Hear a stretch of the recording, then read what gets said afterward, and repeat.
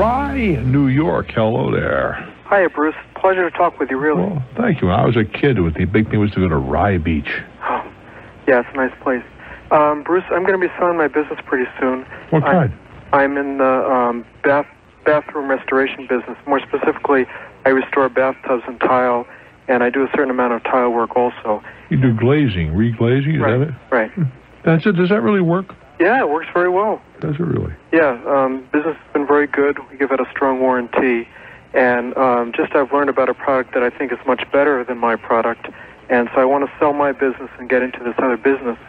Would that, I mean, is it a competing product or something different altogether? It has the similar application. In other words, I would be working on bathtubs and tile also, but I would be directly in competition with other people who do what I'm doing now. Or more important, you'd be directly in competition with your own business. Right, that's why I want to sell it. Well, but what I'm getting to, though, is you're not planning on doing this where you are now, I hope. Well, yes, I am. Well, I can't imagine anybody with either the slightest bit of intelligence and or an attorney where you'll get away with that because you'll be forced to sign a non-compete. Well, that's exactly what I wanted to ask you about, sir. I just wanted to find out about this. The ethics of doing it, I certainly don't want to screw over anybody else. Well, not ethics aside, I can't imagine any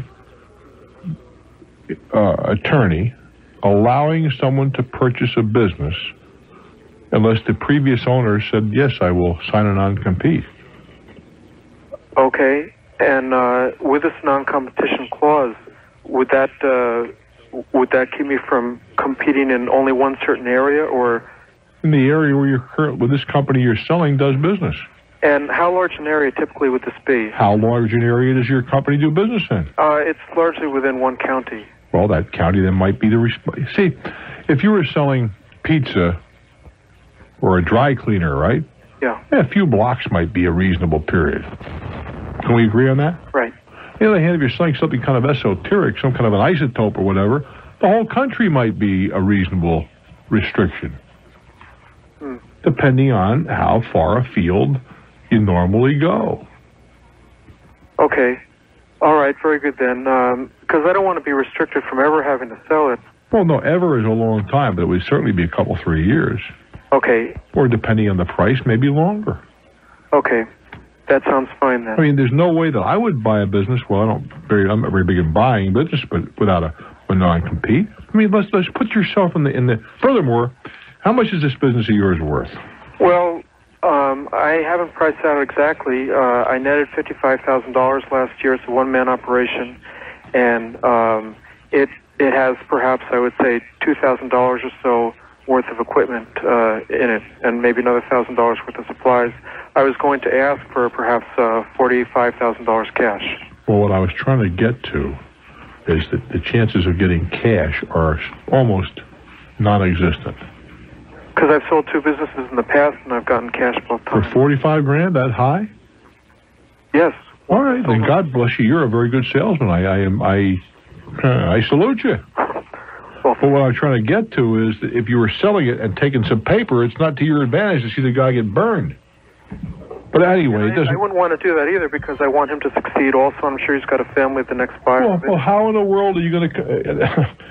All right. I mean, we're talking this to death. I'm not arguing with you. No, I know you're not. But where are we going to go with this? Well, that's largely what I wanted to ask you about. If it's okay to sell a competing business and then stay in the area, and you say it's not, so I have to... Well, no, hold it. There's nothing illegal about it. If the other guy is so stupid as he doesn't get a non-compete, then you can do what you want to do. But if he's that stupid, by all means get cash. Okay. Because she's not going to be around very long. All right, so the point is then that I should just set it up in like a neighboring county or so. If I were buying a business as you're describing, right? Yeah. I wouldn't want you in the same state. I'd tell you so. Okay. And I wouldn't buy it. Because you are a threat. It's hard enough to make a living without having the former owner, who is a good guy and did good work and has got a nice reputation, competing with me. And when it comes time to sit down and negotiate this all, would you recommend that I say right up front to him, yes, I'm planning on being in the bathroom restoration? But that's entirely up to you, because it may never come up. Although I can't imagine what... Look, the first question that... If you hear me talking to somebody on the air, and they say they're going to buy a business, existing business, what's one of the first questions I ask? Why is he selling it? Right. It's a fair question, isn't it? Of course. Well, I would assume that somebody would ask you that. If you could duck it, God bless you. Well, I have no intention of You have to be pretty fast on your feet, I'll tell you that. No, I wouldn't want to do that. Anyway, thank you for the advice. I have a quick question for you, if you don't mind. I would be delighted, my friend. This is on a more personal nature. Sure. I've listened to you many hours in the past, and I've enjoyed it. And I just hear you putting in these absolute extreme hours, and I'm just kind of wondering, do you enjoy going at it with your listening audience 5 hours or so at a time? Is it still a thrill for you? Well, yeah, I like what I do. It would be very, very disingenuous to tell you that I get tired.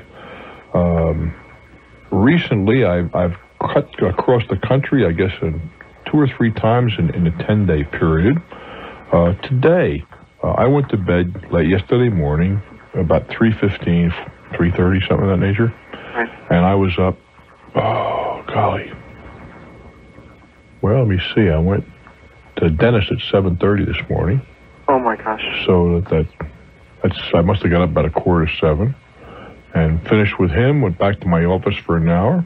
Then I got on an airplane, flew 1,000 miles, went back to the office, stopped at my brother's, very frankly, stopped at the office, went to the house, but was making telephone calls from my home until it was time to come over here. And so my day will today be about 22 and a half, 23 hours long.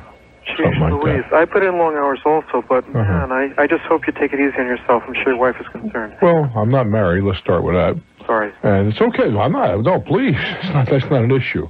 But the point is that my family is concerned. But it's what I do. And there are times, I am a study in contradiction. Because on the one hand, I will say to someone who is close to me, one of my kids perhaps, I got to slow down a little bit. This is getting to be a little tough and a little bit of a bore. And the next day, I'm starting a new business. Or a new facet of one of our existing businesses. Because I see an opportunity or a need to be met or something of that nature. And then, again, sitting in my living room of one home at, I guess it must have been about 3 o'clock this morning. All of a sudden I'm thinking, gee, maybe I ought to do less and such with a house. And next thing you notice, on the way to the airport, I'm on the phone with decorators. Another adventure, you see. Yeah. But that's my nature. I've been a deal doer all my life, and I don't think it's going to change. Glad to hear it. Anyway, I really enjoy your show. Thanks so much for your time. You're very gracious for asking. Good luck, my friend. Good luck with the new business. Thanks. Bye. All right, guy.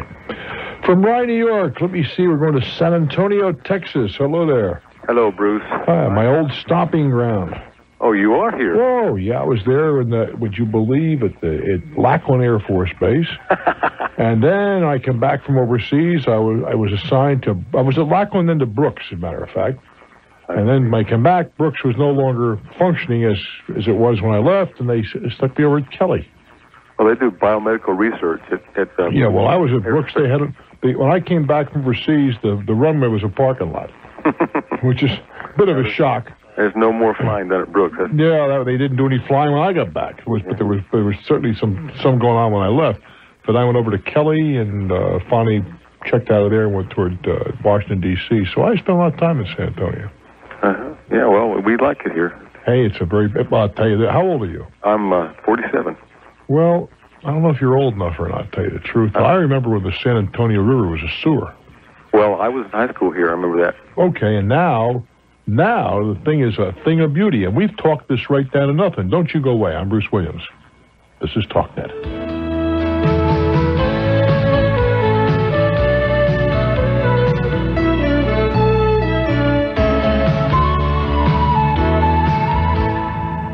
I'm reminiscing with a gentleman in San Antonio, Texas. That was the scene of the crime when I was in the Air Force. Not all my Air Force career, but certainly a portion of it. What was your job in the Air Force? Oh, my. It's a very contradictory oxymoron. I was with Air Force Intelligence.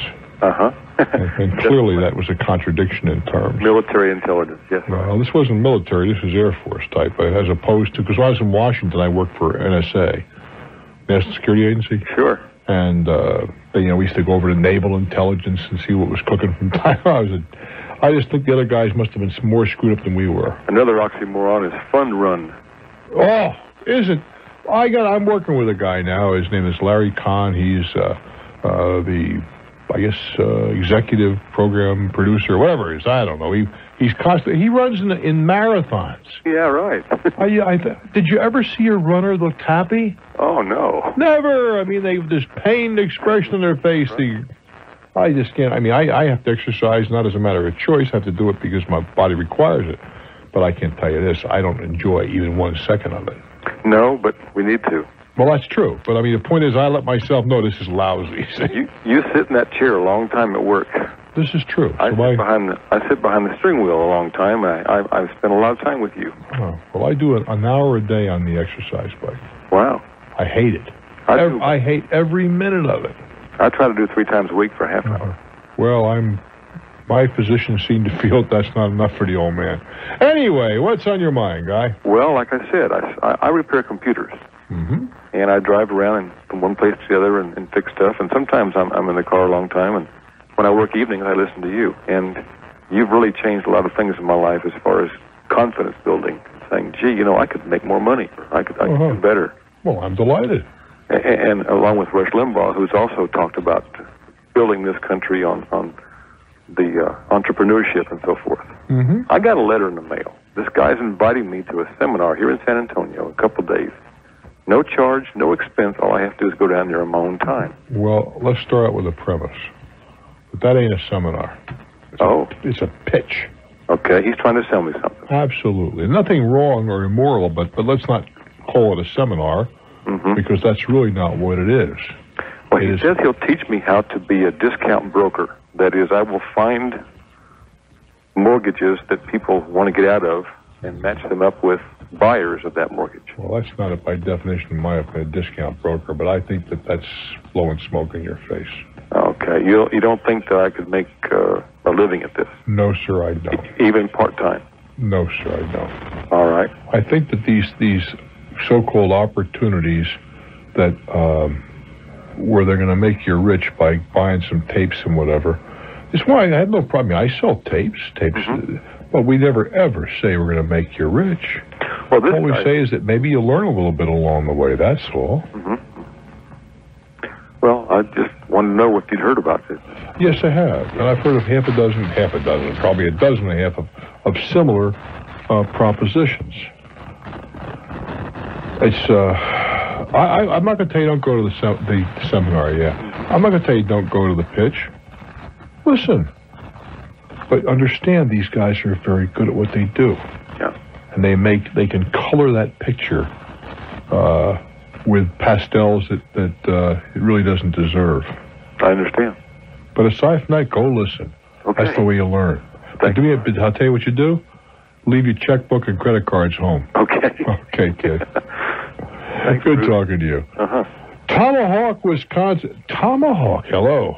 Hi, Bruce. It's a pleasure to talk to you. Well, thank you, but isn't that sort of politically incorrect? I don't know. Tomahawk, Wisconsin?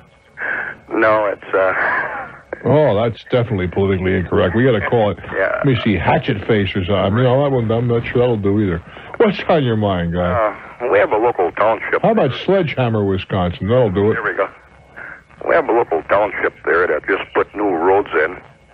And about 2 weeks after that, I had a garage floor, or a driveway poured. And I had a contractor do it. Oh, you say poured, which is concrete? Yes. Bituminous concrete. Right. And I'm sorry, not bituminous. Wrong again, Bruce. Portland cement. Portland, not bituminous. And I had a contractor do it. The contractor was a nephew of mine. And, well, it was a handshake deal. And when the cement truck came, he damaged the road. When he drove off the edge of the road, the town was slow in getting a shoulder put down. And anyhow, the town came back, repaired the road, and they sent me a bill for $405. Well, I sent them a letter. I'm telling them that the bill should go to the concrete company rather than me. It seems so to me. And I'm just wondering if... Well, I think your position's a valid one. The concrete truck is licensed to do business in that community, has plates issued by the state of Wisconsin to drive on their roads. Now, if that truck did something that was improper, then the real responsibility is of the owner and driver of the truck, not yours. No, our town is sort of run like a Gestapo. You know. What are they getting? Well, let's face it. You can say that, but if they had their black boots on and the jack boots and the rest of it, how are they going to collect this money from you?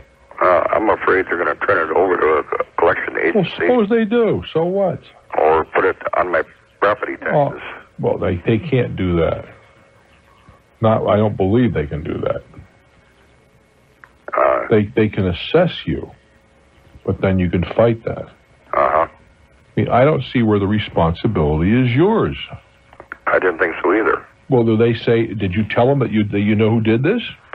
Yes, I told them, and I told them they should argue with them about it. And I also called the company. And what did you say to that?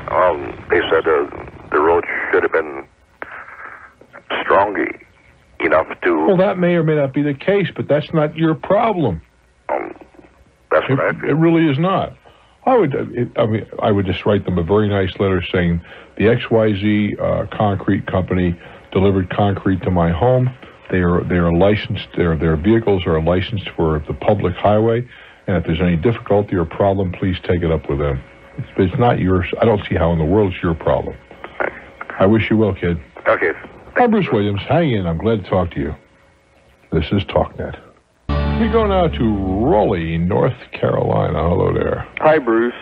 Hey. Pleasure to talk to you. Well, thank you very much. I'm awfully glad you're here. Well, thank you.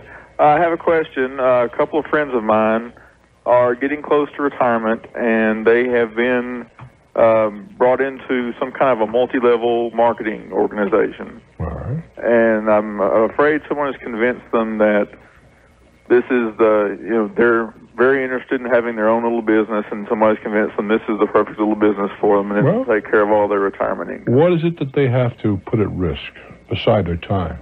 I don't know all the financials of it. I was recruited by them to join the organization. Well, well, give me an idea of what they were talking about here, and maybe I can come up with something. Okay, the way I understand it, they distribute catalogs to different people and get them to order out of the catalogs through them for different consumer goods, from computers to sporting equipment to kitchen appliances.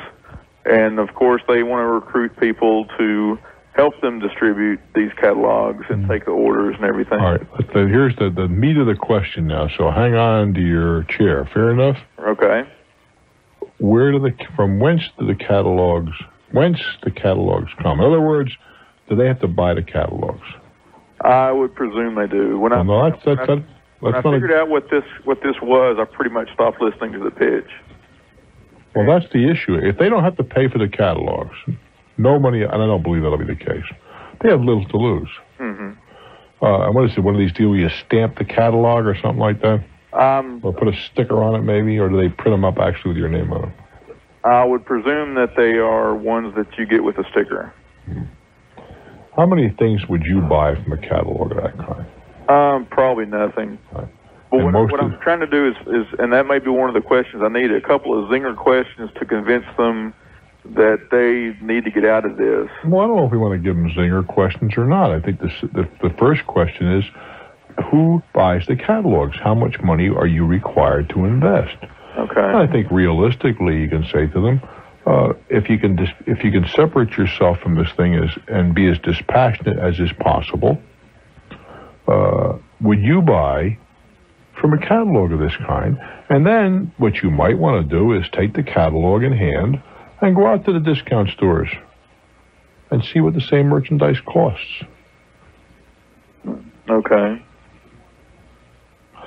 What's the advantage of buying by mail? Well, it's convenient, and there's some things you might buy by mail because of the convenience. But the majority of people who buy by mail, you buy stuff that you couldn't buy in person. Right. What they claim as being the advantage of it is that they are buying directly from the companies. They're not using middleman like a retailer or a warehouser. Let's go down to the mall. Okay. Let's compare the stuff. See if that's true. Okay. When you put the shipping and handling and all the rest of it in, not to mention the inconvenience, and some people would argue convenience, see what you can buy. There must be some are there any products in there that are national brands or brands that I might recognize? I didn't get to see a catalog. They showed me a list of the companies that you can purchase products from by this method. But they won't show me a catalog unless I come to one of the evening business meetings. Well, tell me you just want to buy something. Well, that's the thing. They're not interested in selling me anything. They're interested in recruiting me to join them. Well, of course, because that makes you part of their downline. Right. If they won't show you a catalog, you say, well, go to the meeting, grab a catalog, stick it under your T-shirt. Then you go out and do some comparison shopping. No, well, let me see. There's a television set by RCA. How much here, how much there? Okay. Add in the shipping and handling and insurance and the rest of it and see how it comes out. Okay. And then if they see that there's... I'm sorry? And then if they see that they're not really providing much of a service, they'd be... give them a clue to get out of it. Well, it may or may not. I wouldn't bet my wife and Jock on that one. Okay. No. You don't know what they're going to do. But at least you've done what you can do. And after that, all you can do is let them slam into the wall if that's what it comes down to. Right. I do wish you well, my friend. Thanks a lot, Bruce. Madison, Wisconsin. Hello there. Well, greetings, Bruce. How are you tonight? I am just fine, thank you. What can we do for you? Do you have a couple of minutes to talk about Disney World? If you wish. Okay. I've got let's see, she's 4 years old, and one other couple. Is that a horse or a child? It's a child, actually. Oh, okay. I mean, you never know here. Well, if you want to take your horse, I suppose you could do that, too. All right, go ahead. At any rate, my wife and I and another couple, they also have a 4-year-old. We're thinking of taking a trip down there sometime in the near future. I know I've heard you talk in the past, maybe what's the cutoff for an early age for taking a child? Well, I think I took my grandson there when he was just about 4. A little under 4, as a matter of fact. Do they get it? Well, I think kids mature, and we had, I think, never you want to say we had 5 children. And there's not a question in my mind. Kids do mature at a different speed. There's a gender difference, and there's also a positioning difference. When the firstborn kid ordinarily will pick up things a little more quickly because there's been so much concentration on him or her. Are they going to remember everything or remember anything? I don't know the answer to that. Probably not. Do they have a good time? Sure. There's an awful lot at Disney World that's just not appropriate for a 4-year-old. The Magic Kingdom, even there, significant portion isn't. But let's face it, there's also fun for you and the old lady. Right. Where's it written? You guys should have a good time. Stick around, man. Let me make a little money here. I'm Bruce Williams. This is Talknet.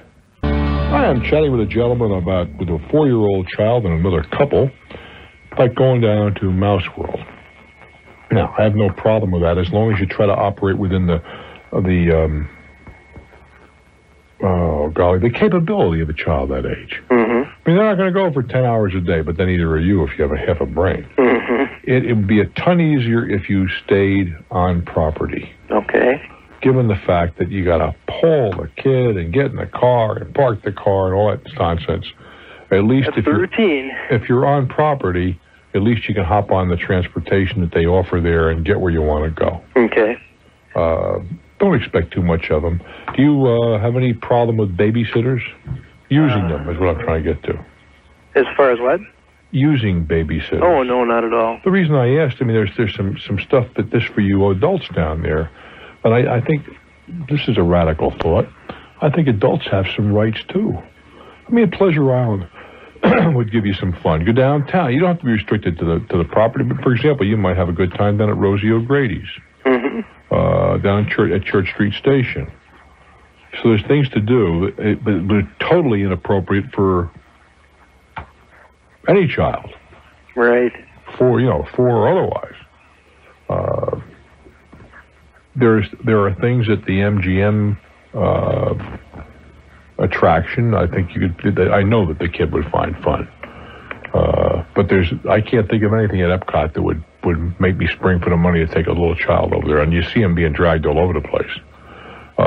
The AT&T jobby, but that's beyond them at this point. It's more intellectual than it is just visual. Okay. But the Indiana Jones Theater, I mean, with all the action and things blowing up and whatever, and the great movie ride, and of course they have, I'm talking about MGM Studios, The Littlest Mermaid. Certainly that's the kind of stuff that they would enjoy. And then I don't know about that new, I haven't even seen this new ride they got over there, the Tower of Terror. I think that would be inappropriate for a little child. And probably some adults.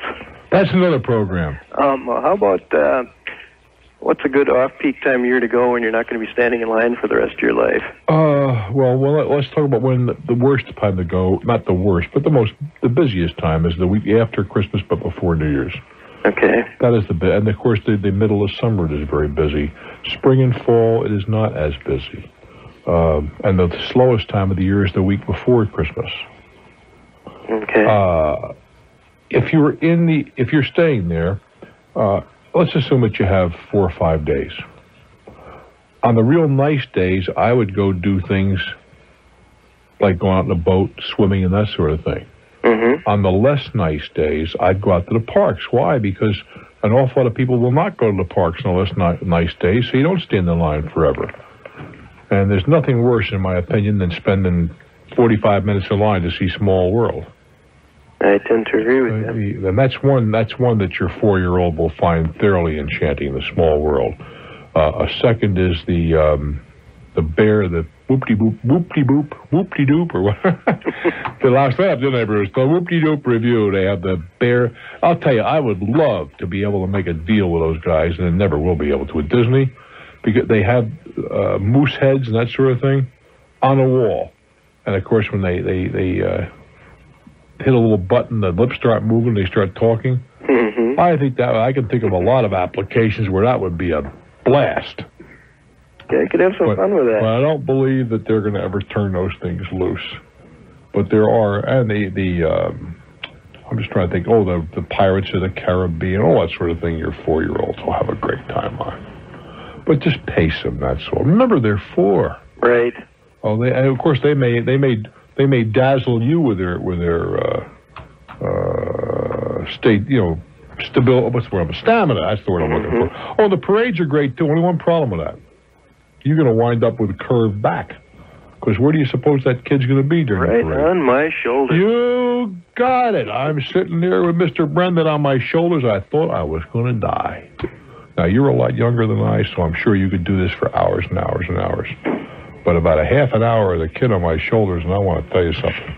Curvature of the spine, my arches were collapsing. The joys of parenthood and grandparenthood. The only joy I have, you see, is I can say, okay, pal, go on home to mommy and daddy. That's right. You're not stuck with them. You got that part. Listen, I didn't look at it as stuck. It's the best part of your life. I'm kibitzing around, but it is the best part of your life. Danny, thank you very much for doing your job so well. I know, friends, it's not easy, but give it your very best shot. Try and do what's right. I'm Bruce Williams. Keep in touch.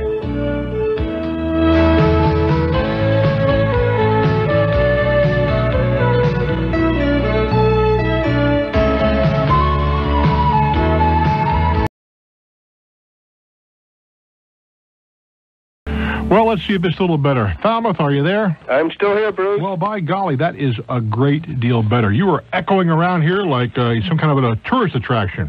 Well, I value your advice, so I really don't want to confuse you, so I'm glad the echo's gone. Okay, what's happened, guy? All right, I think I told you I'm in the home remodeling industry. Yeah. And I've been approached by larger companies than I am that hopes to, I suppose, take over the entire area, perhaps the entire New England, in this industry, I have a chance to climb aboard. Well, what is in it for you? Or let's do another spin on this thing. How are you doing right now? Oh, I'd love to give you some numbers. Just are you doing well? Yes. Making money? Yes. Business is good. I'm very comfortable and very happy. Business is good. And we're also proud little owners of our business. Well, what is in it for you to join a franchise? I'm concerned with if they do get big enough to take control of an area, will I be left, say, like smaller hamburger joints compared to McDonald's? Well, I got news for you. McDonald's does very well, don't they? But there's some small places that have earned a reputation do very well for themselves. Okay. No, you haven't told me one reason for you to join them, except you're afraid they may get big. Well, let's see, Bruce. Do you think there's anybody out there that wants to be rich? Well, me. Right, and I might be one of those. Yeah, but what makes you believe? What I'm trying to get to is what are they going to do for you that you aren't doing? Never mind, can't do for yourself. That you are not doing for yourself as you and I are speaking. I mean, for example, let's take some of the stuff off. You're doing business, right? Sure. You managed to work out some place where you can get some financing done. Is that correct? Mm-hmm. You got a decent crew? Yes, we do. You know what kind of advertising works for you. Is that correct? Oh, sure. People in the area know you pretty well. That's very true. Well, what do you need them for? We've ticked off all the reasons. Let's go the other route now. Why a franchise? Well, for one thing, at the very beginning, the folks that are theoretically anyway, in the franchise business, and know how to pick a location. You know, the old story about how'd you make so much money in the motel business? I opened up next door to Holiday Inn. I'm serious. That's what a guy said one time. All right. When they asked him, how did he always get good locations? It was easy. Same, opposite Holiday Inn. Now, so location, but we don't need that because you got a location and you're doing business, right? Yes. Now, brand identification. That's very important when you're dealing with transients. You're rolling down a highway, and there's John's hamburger stand and McDonald's. You may or may not stop at John's and McDonald's, but one thing is certain. You'll know what to get. You're going to get at McDonald's, for better or for worse. Mm-hmm. You don't know quite what you're going to get at John's. Maybe better. Much better. I can think of one place in Texas. There's an independent, just one-store operation. They are so much better than any franchise ever eaten at. It's not even worth talking about. Me too. I agree. But the locals know that. The guy rolling down a highway who's going to go through that town once, never going to stop there. Okay. But you're not dealing with transits in the home improvement business. That's right. You're dealing with so that the brand identification, instant, I don't think has any great value to you. Well, so basically, I think what you're saying is that you don't feel that the franchise business in the home industry will work? I didn't say that. Okay. So then suppose I want to come up there. Okay. I don't know from nothing about Falmouth, Mass. Well, maybe then maybe using a franchise outfit that does the searching out, that does the advertising, that may have some value. But you've done all that. Okay. Now, with you telling me, what are they going to do for you? I'm ready to listen now. Well, I mean, they'll probably give me 10 or 12 positive leads per week, which are prospective customers, whereas I probably don't generate myself maybe 3. What are you doing to generate leads? Well, I mean, I've it's a direct question. Well, today is Thursday? I'm in the yellow pages. Oh, today's Thursday. What did you do Monday, Tuesday, Wednesday, and Thursday this week to generate business? Well, all right, I'm not adverse to phone. That wasn't what I asked you. I asked you in the last 4 days. What did you do to generate business? That's a simple question. We ran some local ads pertaining to the holiday season. Yeah, how many ads? Come on. Fess up. 1. Yeah. How did 1 get to be pluralized? How much did you spend for that one ad? That's why it's pluralized. What do you think, it's easy? How much did you spend for that one ad? Probably $200 or $300. All right. Now, how much business do you expect to do this week? How much do you do a month? Normally $40,000. A month? Yes. All right. How much do you have to pay percentage to the franchise company? 4%. All right. So 4% of $40,000 is $1,600, right? Mm-hmm. You didn't spend $1,600 this month for advertising, did you? Not at all. How about last month? How about the month before? These are the numbers that have me that made me call you, actually. Well, do you see what I'm getting at? Yes. You're going to have a partner forever for 4 points. Now, how much does it cost you to get in? The initial fee is $3,000. All right, well, that's not much. No. Must be a new outfit. Yeah, very new, and they're unprepared, and that's why I thought that maybe this was a good opportunity because they don't have it together yet either. So you're gonna pay $3,000 to go with an outfit that doesn't have it together. Well, I don't want to sound like I'm frivolous or anything, but the $3,000 it doesn't represent a lot to me. Yeah, but you're gonna make a deal with them. You're gonna marry them. That's what I'm concerned. Well, I think that's stupid. You haven't told me one thing that you can't do for yourself. And first of all, what makes you believe they can generate 12 leads a week? Tell me. I see it being possible as I see other companies. No, come on. You're talking all around me. I mean, you're my buddy here, but don't try to romance me. You know, you're talking to a guy who's been there. All right. I want to know what makes you believe they can. I simply believe that it's possible. Well, I don't disagree, but I want to know what makes you believe they can do it. Come on. Well, because I generate 3 with really breathing hard. Then why can't you generate 12 with work up a little sweat and not have a partner? You sound like my dad. Oh, my goodness gracious. Yes, we senior citizens are like that. Well, they do have, telemarketing and... Well, hold it. Stop. Come on. What's your first name? I'm Gene. Gene, if you want to use telemarketing, what is holding you back? What's the stuff? So they passed a law. Gene can't telemarket. Everybody else can. Well, here's how it is. See, if I use telemarketing, we're a small company, and in my area, I don't think that it would be nice. So. What do you mean nice? I don't find it very appealing. I don't either. And most people don't. I don't either. Well, what makes you believe that when they do it, it's going to suddenly be palatable?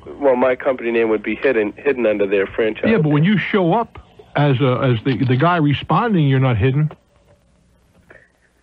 I've considered that, and you're right.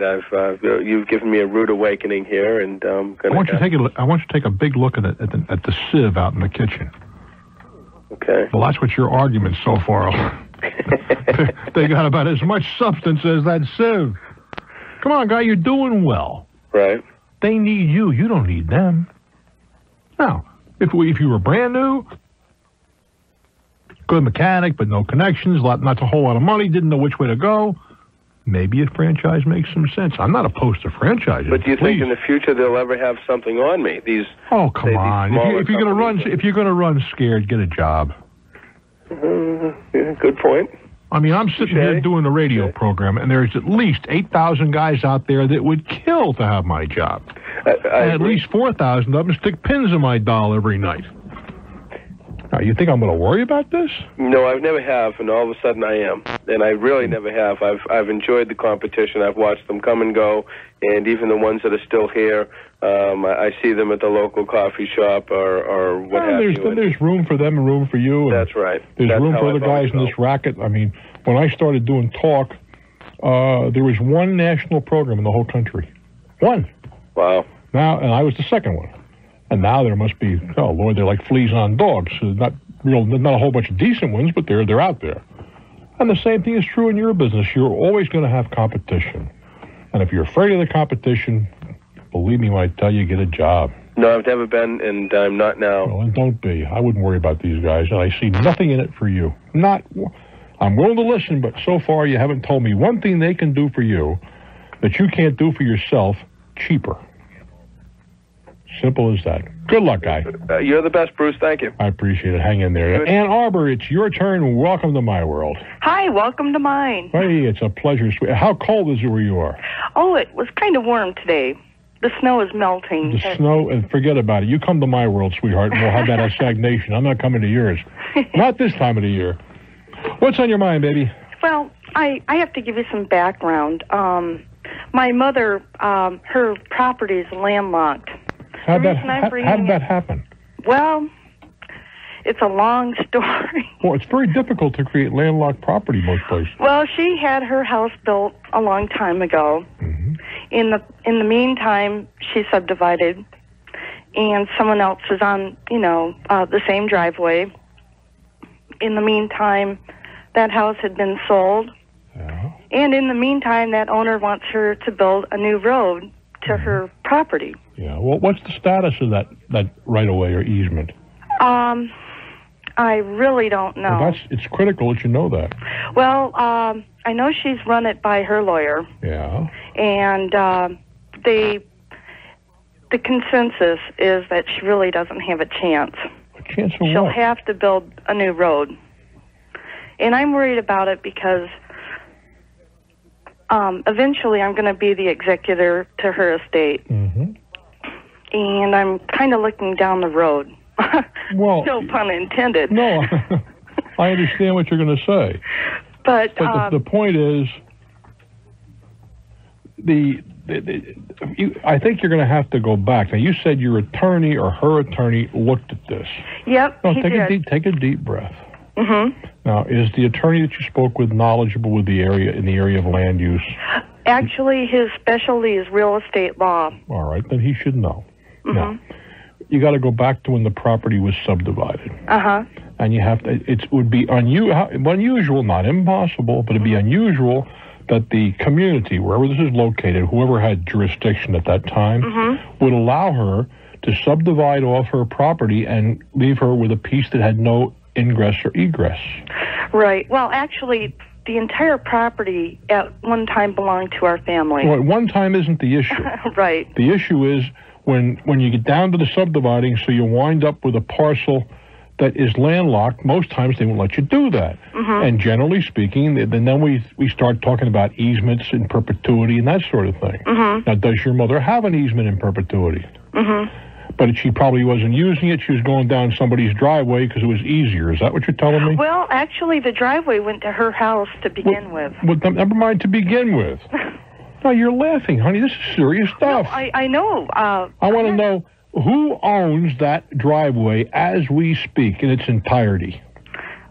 Well, I guess half of it would be her neighbors. What, the front half? Right. Well, how does she get onto her property? Oh, there is a private road. It's a branch. Then there is a private road to her property. Well, there's a private road, and then this driveway branches off. Without respect to that, I want to know, this is a simple question. Your mother has a piece of property. Now, I want to know legally how one can get from the nearest public right-of-way onto that property. We get back, have an answer if you can. I'm Bruce Williams. This is Talknet. I'm chatting with a lady in Ann Arbor, Michigan. Her mother, some way, somehow or other, got herself a landlocked piece of property. And I'm still trying to find out how that happened. And if it is truly landlocked, or if there is another way to get in, but maybe it's all grown over with trees and all that kind of good stuff, and she's been using somebody else's driveway up until now, but now they say nothing doing. Now, those are the alternatives. Talk to me. Hello. Hello yourself. Talk to me, baby. Well, okay, that's the problem. What's the problem? Well, the whole thing, but the honey, road... we've got to... What's your first name? Debbie. Jean. Pardon? Debbie? Debbie, we have to be more specific. You see, this isn't the kind of thing you can just generalize about. Okay. We got to get very, very specific. Okay. Now, when she subdivided the property, did she get a right-of-way?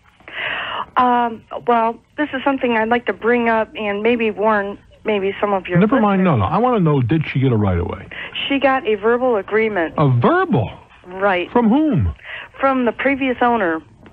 A verbal agreement is not worth tissue paper. Right. I know that. But Debbie, you're not hitting the point. I want to know when she sold the piece of property in front.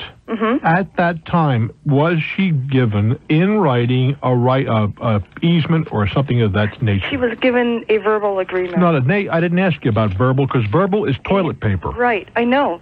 And in real estate matters, verbal has absolutely no. We have found that out. What I want to know is, I guess the answer is no. She got no. The answer is no. Right. Now, how did she get past the planning commission with that?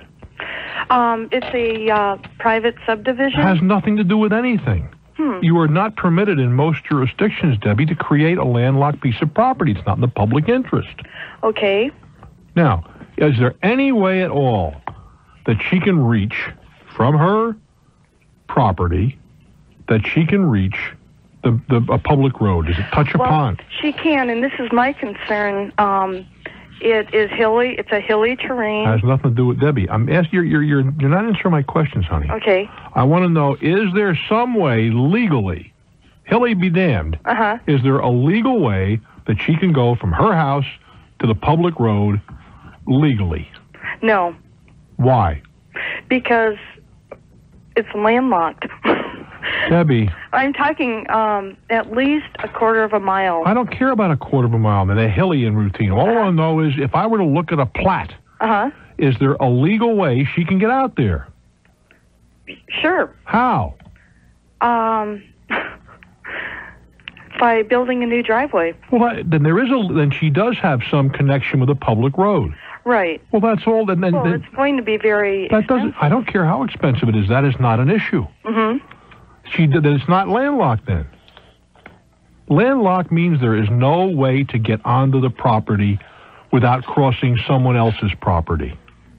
Okay. And the operative term is no way, not convenient way. And you're talking convenience. That's what you're saying is she used to use somebody else's driveway all these years. Isn't that true? Right. That's what then landlocked is not appropriate here. Okay. Well, I thought it was because it's not. There's not an easement other than the driveway. Wait a minute. Damn it. We're talking at cross purposes, and I want you to listen. Okay. Now, I want you to answer in very monosyllabic terms. Okay. If your child's life depended on this, and the child was in the middle of your mother's property, could that child walk, if they could walk through water, fire, brimstone, and trees? Sure. No, could they walk to the public road on a piece? Her land adjoins a public road. Then it's not landlocked. End of story.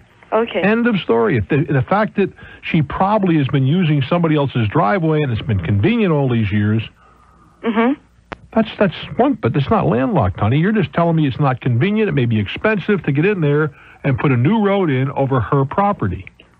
Okay. That's tough. That's the answer to that. Tough. The other guy said she's been using somebody else's road to get in.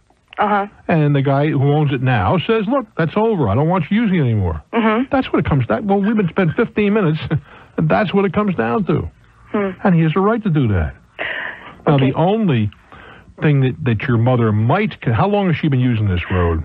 For at least 15 years. Well, she could contend that she's has some rights under under they laughingly call squatters' rights. Right. Adverse possession is the appropriate term. I would doubt it very seriously. I've looked into that, and I know her attorney. There's no way she's got to build a new driveway. She may have to build a new driveway, sweetheart. She may have to build a new driveway. Yeah. I just wondered, because I listen to your show a lot, and I like your show.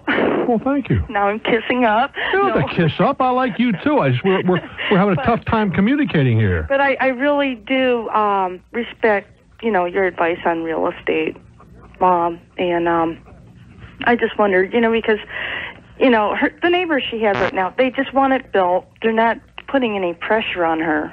Well, but I know it's going to be a problem. They want to get her. Don't they? What you're telling me is they want to get her off their land. Right. Well, you can't hate them for that. No, I know. I just, if there's anything that comes out of this, and if it helps one listener out there, don't ever do a verbal agreement. Well, more than was your mother represented when she bought the property, when she sold the property? Did she have a lawyer? Did your mom have a lawyer when she sold that property? I really don't know. Well, I can't believe she would. Any attorney that was allowed to practice would never allowed her to do that. Right. What you're saying is she sold the property, said, don't worry, you can use our driveway forever.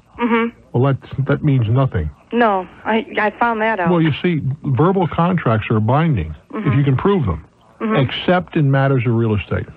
And they are not in real estate. Only what is written applies. But you see, you're using terms that you really shouldn't be using. I don't mean that you're using them maliciously. Your mom's land is not landlocked. Okay. Just hard to get at, that's all. I guess I just thought it was landlocked because of because there's no easement actually. Well, you don't need any, but there's no easement necessary. Right. Okay. Because she has a way to get in and out on her own property. It's just that it's probably covered with trees and all kinds of good stuff. Yeah. Well, that's too bad. I used to own a piece of property, fairly good size, and I don't know how, I do know how it was. Back then, some guy the property was in central New Jersey. And way, way before I had anything to do with this, some city slicker had a little cabin out there in the woods where he used to take his girlfriends when his wife wasn't looking. And that's what it was. There was a very nice little cabin in its day. It kind of collapsed long before I got in the picture, right? And I guess he was dead and his daughter owned the property. The only way in there was down this easement on the adjacent property, but now it had certainly trees with 14, 15-inch diameters. Well, she wanted to get back there, and she'd give me a little bit of trouble when I wanted a variance. I said, well, enjoy yourself, sweetheart, because I had a piece of open field right next to it. I said, Yeah. You want to get down there, you have to clean out all those trees for a good half a mile. Well, she almost had a stroke. I wouldn't let her on the property because she was giving me a bad time. And the property was valueless unless you had a way to get in there, and it would have cost probably, in those days, $40,000, $50,000 to clean it, to get in there, which is more than the property was worth. So she let it go for taxes, and I laughed. Had she not been nasty to me at one time in the variance procedure, I might have accommodated her. But the point is that that property was not landlocked because the easement existed, but as a practical matter, you couldn't get through there on anything but a bicycle or a horse because it was so overgrown over a 35, 40-year period. You get the same problem with your mom. Yeah. It's overgrown and it's rocky and the topography stinks and whatever, but she has the way to get in. It's a dollar solution. Well, I was trying to convince her, too, that she probably would increase the value of her home by doing that. That's very, very possible, very likely. It is a very fast-growing area, and she's currently on 15 acres. Oh, my goodness. And, well, and if she puts a road through, then the property increases in value geometrically. Because then it might be subdividable. Well, I've been trying to get hold. It's just being. I feel stuck. Because, I know it's something she keeps saying. I want to do it, but. How old is Mama? Time is there eventually. Put it this way. Dealing with this, All right, how old are you, Debbie? Do I have to say? No. 37. Oh, my God. You're an old one, huh? Oh, 37. You're just not dry behind the ears. The point being, Debbie, that you got plenty of time. And it's unlikely that property is going to diminish in value. And if your mother's comfortable, she can get in and out or whatever, leave her alone. Yeah. When the time comes, you want to cut a road through, you call a contractor, and there you are. Yeah. Well, time is your ally at this point, I would think. Not your enemy. Yeah. I wish you well. Well, thank you very much. We finally got communicated here, kid. Okay. Well, thank you. Seattle, what's on your mind? Hi. Hi, baby. I was listening to you the other night. You weren't. I was. Oh, my goodness. I do, on occasion. You don't.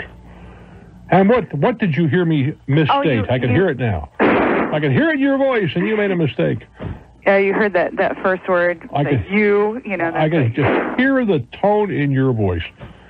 What did I say? Oh, you were speaking with someone about I almost said Amtrak about multi-level marketing. Amtrak multi-level marketing. No, there's a segue. Go ahead. No, the word that almost came out of my mouth. Amway is what you almost said. Yeah, I think so. Yeah. Yeah. And you were explaining to this person, and it didn't really sound like the person believed you when you said that the real problem with multi-level marketing is that eventually you're going to run out of people. Yes. To become distributors. Indeed. And there won't be anyone to sell to. That is the weakness, in my opinion. Well, and perhaps, rather than a general description, perhaps a few numbers would be more convincing to people like him. And I have some information from from the postal inspector regarding how many levels you would have to use up all of the people in the world, I guess. If you even the third world, huh? Yeah, well, if you started Bruce Way, the multi-level marketing company, and you started with 6 distributors, and you sent them all out and said, I want you each to get 6, and then they continued down, and everyone had to get 6 more, and their downline started with 6 distributors. Right. After 13 levels, you would have to have over 13 billion people. Is that right? Yes. Huh. My goodness gracious, the People's Republic of China better come through. Right. Well, you use up all the U.S. population after 10 levels. Oh, my goodness. Listen, I don't mean to cut you short, but I have to do a commercial break here. I'm going to get my head handed to me. Thank you very much. You and I are on the same wavelength. I'm Bruce Williams. This is Talknet. We're going to the Shenandoah Valley, otherwise known as Harrisonburg, Virginia. Hello there. Listen to you all the time, Bruce. With a build-up like that, I thought you went away. What's on your mind? No, I got a little problem. Been listening to you for years, and I got good advice from you.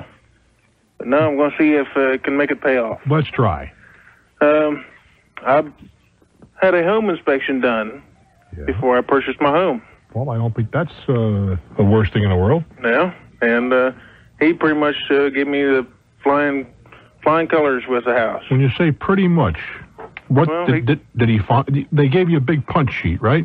Oh, yeah. Big, like 10 pages of things. And it was all punched off, and there was no serious deficiencies, is what you're telling me. Yeah, the only remark he made about it was one flue liner needed to be cleaned before next year's use. All right. So, and what happened? Now, this next year, I had a chimney sweep come out to look at it. 5 minutes, he come back down, and he says, your chimney is not worth cleaning. Is that right? Yeah. What's the problem? Well, apparently the flue liners have all shifted and cracked, and it's just not, he said it's not even safe to burn the fireplace or anything. Is that right? Go ahead, I'm listening. All right, so I called the inspector, and he's pretty much just offered his condolences and offered to say that was only his opinion on that day. I don't believe that. You see, that oftentimes home inspection companies will have that kind of a disclaimer on their bill, right? Right. And I don't think that's worth the paper it's written on. Well, I hope it's not. You are hiring an expert. No, what do you know about chimneys? What do you know about plumbing? Nothing. And you say, well, wait a while. But you were saying, I don't know anything about this, therefore I am hiring you to tell me about these things. Yeah. And if he overlooked, now, if it was something that was totally hidden, that would be one thing. But here we got a guy just climbs up on a roof, this is a chimney sweep, and he sees what this other guy didn't see. But we're making another assumption here, my friend. We're assuming the chimney sweep knows what he's talking about. Well, I've had 2 opinions. Oh, okay. Well, that's good. And both of those opinions were? They'll take about $5,000 to replace it. Is that right? Yeah. My goodness. Okay. I'd go after the home inspector. That's what you paid him for. Yeah. And there are a lot of bad home inspectors out there, unfortunately. Well, he's been a home builder around here for 25 years. He came highly recommended. That notwithstanding. Yeah. If it were me, I'd go after him. Yeah. So I need to go back to my attorney. Absolutely. For $5,000, this is a matter for your attorney. The attorney that closed the house? If you want. Or do I need to? Well, since he was in on the transaction, yeah. How did how did this guy come to your attention, real quickly? The realtor, of course, he. No, wait a minute. Real estate agent. Real estate agent recommended him? Yeah. Huh, you're going to name him too. Is that right? Absolutely. Well, heck yeah. I wish you well, my friend. Thank you. I'm Bruce Williams. This is Talknet. We go down to Mansfield, Ohio to say hello. Hi, Bruce. Hello there. How you doing? Good. Good. I know you received many superlatives. I just want to say that I do appreciate your show. We stumbled upon it about 4 years ago, and we've learned quite a bit. Well, I'm glad you're here, kid, and thank you for the kind words. You're welcome. I also should say my wife is really endeared unto you and usually calls you Brucey baby when you come on. That's okay. Yes. I wanted to ask... She said she'd never tell about her, well, our little thing. Well, what can I say? I wanted to ask you about car insurance. Mm-hmm. I think I understand your position on it. However, I believe that I have a couple of factors with regard to my 86 make and model that I wanted to know would it still apply. Okay, we've got about 2 minutes, so I have to ask you to accelerate just a little bit. No problem, I can do that. I have a 1986 Honda Civic wagon. Mm-hmm. I drive about 80 miles a day one way to work. It's here, of course, in the Midwest. Bad weather during the winter especially. I had still been carrying collision and comp on that car. Yeah. Very high miles, in the 190,000. Well, everything you're saying mitigates against doing what you're doing. Mitigates against doing it. I was concerned that were I to get in an accident, someone else's car, not so much mine being replaced, but what happens with the other person. The collision and comp has nothing whatever to do with their car. Okay. The liability and the property damage portion of the liability. You have bodily injury, the BI section, that's the first number that they mention. Yes. And the PD section, property damage. That is what has to do with their car. Okay. The collision and comprehensive only concerns the car you are driving. And an 86 with high mileage in it. If you put an ad in the paper tomorrow morning, yes, what would you get for that car? Reasonably. Probably, if I was lucky, about $2,000. All right. Now, you have how much deductible on the thing? Right now, $100 deductible for collision. All right. Now, in the event that you got a total loss, you might get $1,900, right? Yes. Might. I doubt if you get that much. Me too. Okay. Now, what are you paying for that? For the insurance? For the collision and comp, yeah. Okay. For my auto, it's $407. No, that's not just for the collision. That's the whole thing. Oh, I'm sorry. No, for the collision and the comp, roughly $120. All right. So $120 to get you 19 maybe. And only if it's your fault, right? Yes. Then you're looking at something in the order of, what does that work at about? I'm doing this in my head, 6.5%, 7%? Okay. Now, if you bought a $20,000 car, would you pay them $1,200 for collision and comp? Yes. You would? No, nothing like that. No. What I'm trying to get to is it's a much poorer buy when the car is worth very little. I mean, in my opinion, no way in the world should you be carrying collision and comp on that piece. That means if you do have a loss and it's your fault, you eat it. But it's just not a good buy. It's as simple or as complex as that.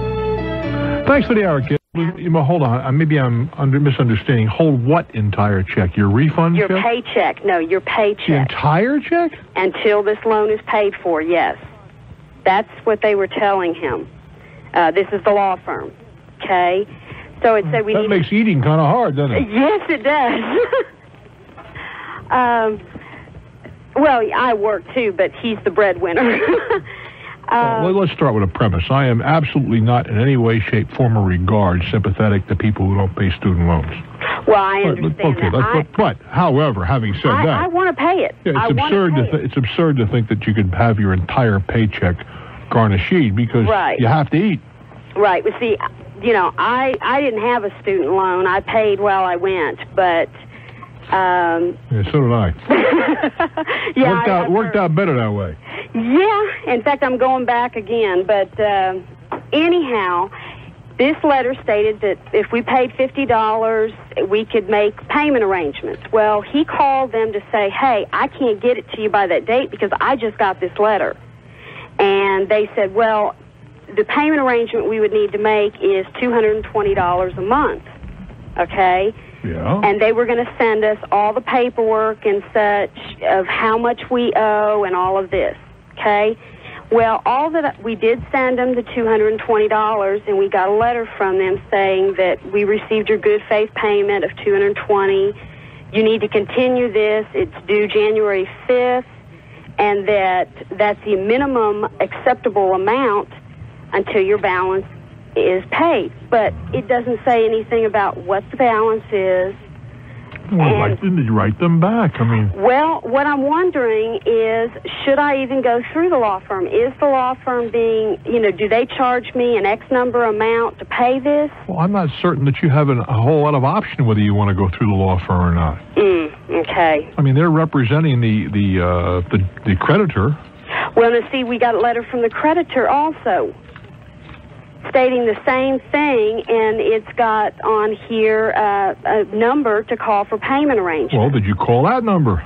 No, he didn't. He paid the law firm because they were the ones that, is in their letter stated that they could garnish his paycheck and all this. Look, if it were me, I would call everybody back and find out who is doing what and what has to be done. And how much actually owed. You were clearly entitled to know your loan balance. Okay. I don't think anyone would quarrel with that. Things like I'm the bill payer, as you can tell. And when we got married, he brings over a little shoebox, and that contains all his stuff. And so, like tax returns, I don't even know how far it goes back. I don't know how much they've garnished. I don't know if he started making the payments. From what I understand from him is that he got sick, dropped out of school, and he tried to do the extension paperwork because he was going to go back to school, but they lost the paperwork or something. All right, well, let's take a deep breath. All of those things are sort of extraneous. I think you should contact each of these parties with the same letter saying that you guys want to do the honorable thing and retire these obligations, but you have to have a certain pertinent information. And then you ask how much is owed. How much is owed, and so on and so forth. Right. Then you can proceed from a point of at least knowledge. I wish you well, dear. I'm Bruce Williams for Talknet. All righty, to St. Petersburg, Florida. It's your turn. Hello. Yes. Good evening, Bruce. This is Adi from St. Pete, Florida. And I've listened to you for many, many evenings. I have a proposed partner. He and I are going to open a post office box type of business, legitimate business. Where you do wrapping and shipping and all that good stuff? No. Related to amateur radio. What we want to do is to manufacture and sell booklets and kits related to amateur radio or for the radio hobbyists. And my question to you is, what do you think of this idea of a post office? I think it's absolutely without merit. Without merit, huh? Yes, sir. Well, I'm glad you're giving me some good advice, but may I ask, why do you think it's without merit? Sure, because most people, or anybody who has a modicum of intelligence, will not send money to a post office box unless they know the person intimately. I see. Because there's no way you can figure out who they are. Mm-hmm. You'll notice, what do you do for a living? I'm a retired electronic technician. All right. Well, then you never ran a business. No, I... Okay, I don't. That's not critical. I'm trying to make a point. Mm-hmm. You would notice if you were involved in a business where you are billed by a lot of companies for one thing or another. Mm-hmm. They'll oftentimes have a post office box where you send your check. Right. But it's always a street address, too. They'll say 123 Main Street, box 476. Right. So you know where they are. I see. And there's nothing wrong with post office boxes, clearly. Mm-hmm. But most people, me included, unless I know specifically who you are, I'm not going to send you any money. I would send a letter to a post office box. Yeah. But not any money. Not any money. No. So my best bet is to start a legitimate type business. With an address. With an address and a small office somewhere where I can work out of, and also include a P.O. box if I wanted to. If you want to. Hey, you can use your home address. Or my home address, right? But have a legitimate address, so if I got a beef, I can come look for you. Right. What do I do, hang out by the post office and wait for you to pick up your mail? No. Well, this is the reason I asked you. Then we have taken many courses through the SBA. All right. And all these free courses. And they keep telling us, we'll come up with a business plan. So we hired someone, and we paid someone to generate a business plan for us. Because why? Because it seems to me every time we've taken a course through SBA, they say you got to come up with a business. Well, the only reason you need a business plan is to borrow money.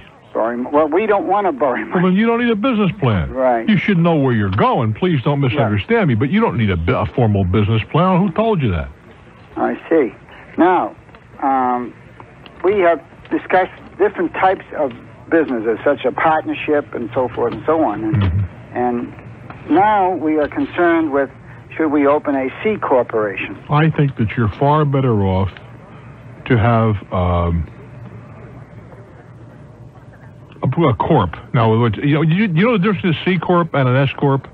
Well, I've studied the booklet. Now, you don't have to study a booklet. It's a very simple distinction. Do you know the difference between an S corp and a C corp? Yes, you're only limited. C corp, you're limited in the number of stockholders. No, that's not the major difference. Is an S corp, everything passes through your personal account, your personal tax account. A C corp is a standalone. A standalone. And you want to bet what you want is an S corp. There's no point in beat it to death. Is that so? S corp? Yes, sir. I see. Well, I thought I'd ask and and see what type of there's one more question I'd like to ask you. What's that? And that's related to liability insurance. You know. What the worst case scenario? What could go wrong? Well, let's say we make a kit, and we supply the printed circuit boards of components, and then. Oh, you make a chip? A kit, K-I-T, kit. Well, then you can get the. All right, then you're gonna. All right, I thought you were only using. A moment ago, you said you were going to provide booklets and whatever. Yeah, booklets and kits. Well, the kits you're going to have to insure. You have to have product liability insurance. Right. Yeah. How much? Give me a baseball park figure. What do you think I should carry if we do open this? I think at the most you can afford, but certainly a minimum of $1 million. $1 million. Yeah, a minimum. Minimum. Say that again. Minimum. Of $1 million. I see. That sounds like a lot of money, but it really isn't in today's world. Right. Now, good luck, my friend. All right. Thanks very much for the information. It has been a pleasure. I hope you do very well with your enterprise. Marcia, where would you like me to go now? Marcia? Richland, Washington. Hello there. Welcome to my world. Hello, Bruce. Hello there. I have a question. I'm not surprised. Well, I hope you won't be. What's up? Well, we have a neighbor that has a dog, and he loves to dig. He is interested in digging under our fence to come visit our little dog. And our dog has dug in the past, but we took care of that. We put a little electric fence around 6 inches away from the regular fence, and our dog won't even go near the plywood or cedar fence. Is there anything we could do on our side that would keep our neighbor's dog away from? Put the same fence wire. You're talking about like an electric fence, the one we use for cattle? Yeah, sure. Well, let's put that close to the ground on your side. When he comes up, his little nose is going to hit that sucker. Okay. Other than that, well, what's the big deal there? That's going to stop him. And once he gets a couple of shocks, most animals are smart enough to say, this is not a real good thing to do. Okay. Good enough. So just repositioning the fence. All you do is to take the shock fences are a very simple proposition. You can buy the little box, which you probably have already. Sure. From any Agway store that supplies farm supplies, and you run the wire from this little box on, in this case, on the base of the fence. And you might want to put a grid, put 2 or 3 of them. There's no big thing. They have to be on insulators. Now, when that dog starts to burrow under the fence, he's going to come up in the shortest. He's not going to try to, the Great Escape. He's not going to go under 30 feet and come up in the middle of your yard. He's going to go under the fence and try to come right up on the other side. Is that not true? Usually, sure. Well, usually, what else would he do? Is he going to tunnel way underneath the ground? I don't believe so. No. All right. When he comes up, you set the wires up so the little sucker has to touch those wires. The other option that I He's in for a jolt. That won't hurt him any. The other option that I have is, after listening to your show about putting a fence right on the property line, you either have it on one person's or the other. We ended up putting it on our property, and we have like 2 inches on the other guy's. And what does that mean? So what? Would it be advantageous to string the electric wire on his side, but yet our property of the line? You could do that, but I mean, does he have an interest in this? Does he care what his dog does? Very little. You don't get along with him too well. Well, we aren't the Hatfields and McCoys by any means, but he's kind of, he has a dog for his kids, and that's about it. The kids play in the yard too? Oh, yeah. How old are his kids? fifth grade, seventh grade. Oh, they're old enough not to know better. I'd ask him if he could put it on your side, on his side. Say, look, you don't want holes in your yard, neither do I. And this way the dog will learn in a hurry when every time he gets over into that fence to stay away, as your dog did. Dogs are not stupid animals. They are not rocket scientists or Rhodes scholars, but they're not stupid animals. So they get the little jolt 2 or 3 times. They're going to think about it. So that's not a crazy proposition. Of course it's not crazy, but if the guy says, I'm not letting that in my yard, put it on your side. That'll fix the little sucker. I'm Bruce Williams. This is Talknet. We go now to Waterloo, Iowa. Hello there. Yeah, hi, Bruce. I have a couple questions relating to marriage. Look, I'm sorry, honey. I wish I could help you, but I've been there. I had a great marriage. Go ahead, I'm only kidding. What's on your mind? One of them, maybe you can tell me where I can find out. I need to know the Iowa laws for a 16-year-old to get married. And the other question I have is what happens when somebody stands up at a marriage to voice their objection during the ceremony? You mean that business of it, let him now speak now, ever hold his peace? Yeah. I have the foggiest notion. When I was a mayor, I used to marry people. You know, it was part of a mayor's responsibility, right? Mm-hmm. And I used to wonder, what am I going to do if somebody pops up? I have the foggiest notion what you would do under those circumstances. As to the laws about 16-year-olds, you can call any community and ask for the township clerk because they're the ones that issue the marriage license. They can tell you. I think they're going to tell you that a 16-year-old could probably get married with a parent's consent. Well, that's what we thought, and then I heard somebody said that, no, they have to stand up in front of a judge here, and so that's why I was wondering. Well, maybe. What prompts the question? I have a sister-in-law that wants to get married. She's 16. Why does she want to get married? It's a long story. Well, tell me the long and short, the Reader's Digest version. The Reader's Digest version? Yeah, she's pregnant. No, she's not. In fact, she's a virgin. So is her boyfriend, but the parents took the boyfriend in under a rigmarole of other situations. The parents didn't want him at home anymore. And anyway, why in the world would it be smart for these two to get married? Because the parents feel it's better for them to be married than to be having premarital sex. Boy, I'll tell you something. Most parents need somebody to talk to them. So, you gotta be. Do you feel that way? No, I don't. But that's insane. I'm not in any way, shape, form, or regard endorsing premarital sex, but it's a reality. Right. But you certainly don't marry 16-year-olds so they can have sex. That's what you're talking about. I know, but brought down to its essence. Well, the parents are crazy. What are they? Are they? How do I put this gently without getting in a lot of trouble? Are they part of some rather stringent religious group? He's a minister. So what? Boy, I'll tell you something. I hate having counseling my people. Something wrong with him. So. I mean, what happens when they decide that, as a 16-year-old very well should, they want to go out someplace else? Then what? I don't know. It's not my decision. I understand that, but doesn't somebody speak up for these children? We've been trying.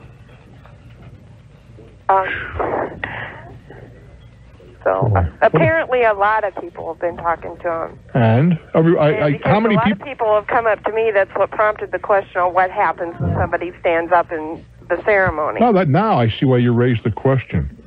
And I don't know I want you to hold on. Maybe nobody knows. Maybe that's something that's an anachronism. It doesn't mean anything. But let's see if we can find out, shall we? Okay.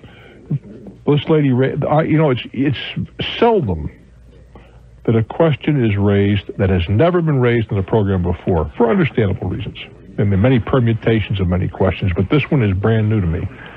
What happens if somebody stands up at the wedding when the clergyman or the official, in my case, I was not a clergyman, says, if anyone has an objection to this union and so on, let him speak now or forever hold his peace.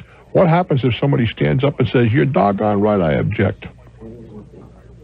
Besides maybe getting belted by the people in the audience. The number is 703-413-8381. If you know the answer to that, I would be very, very appreciative. Here's a minister who wants his 16-year-old daughter to get married because he figures that she's going to have sex anyway and doesn't approve of premarital sex. Well, what a winner he is. So go ahead, 16-year-old, get married. 703-413-8381. If you know the answer, I'd really appreciate hearing from you, as would my friend on the party line. I'm Bruce Williams. This is Talknet.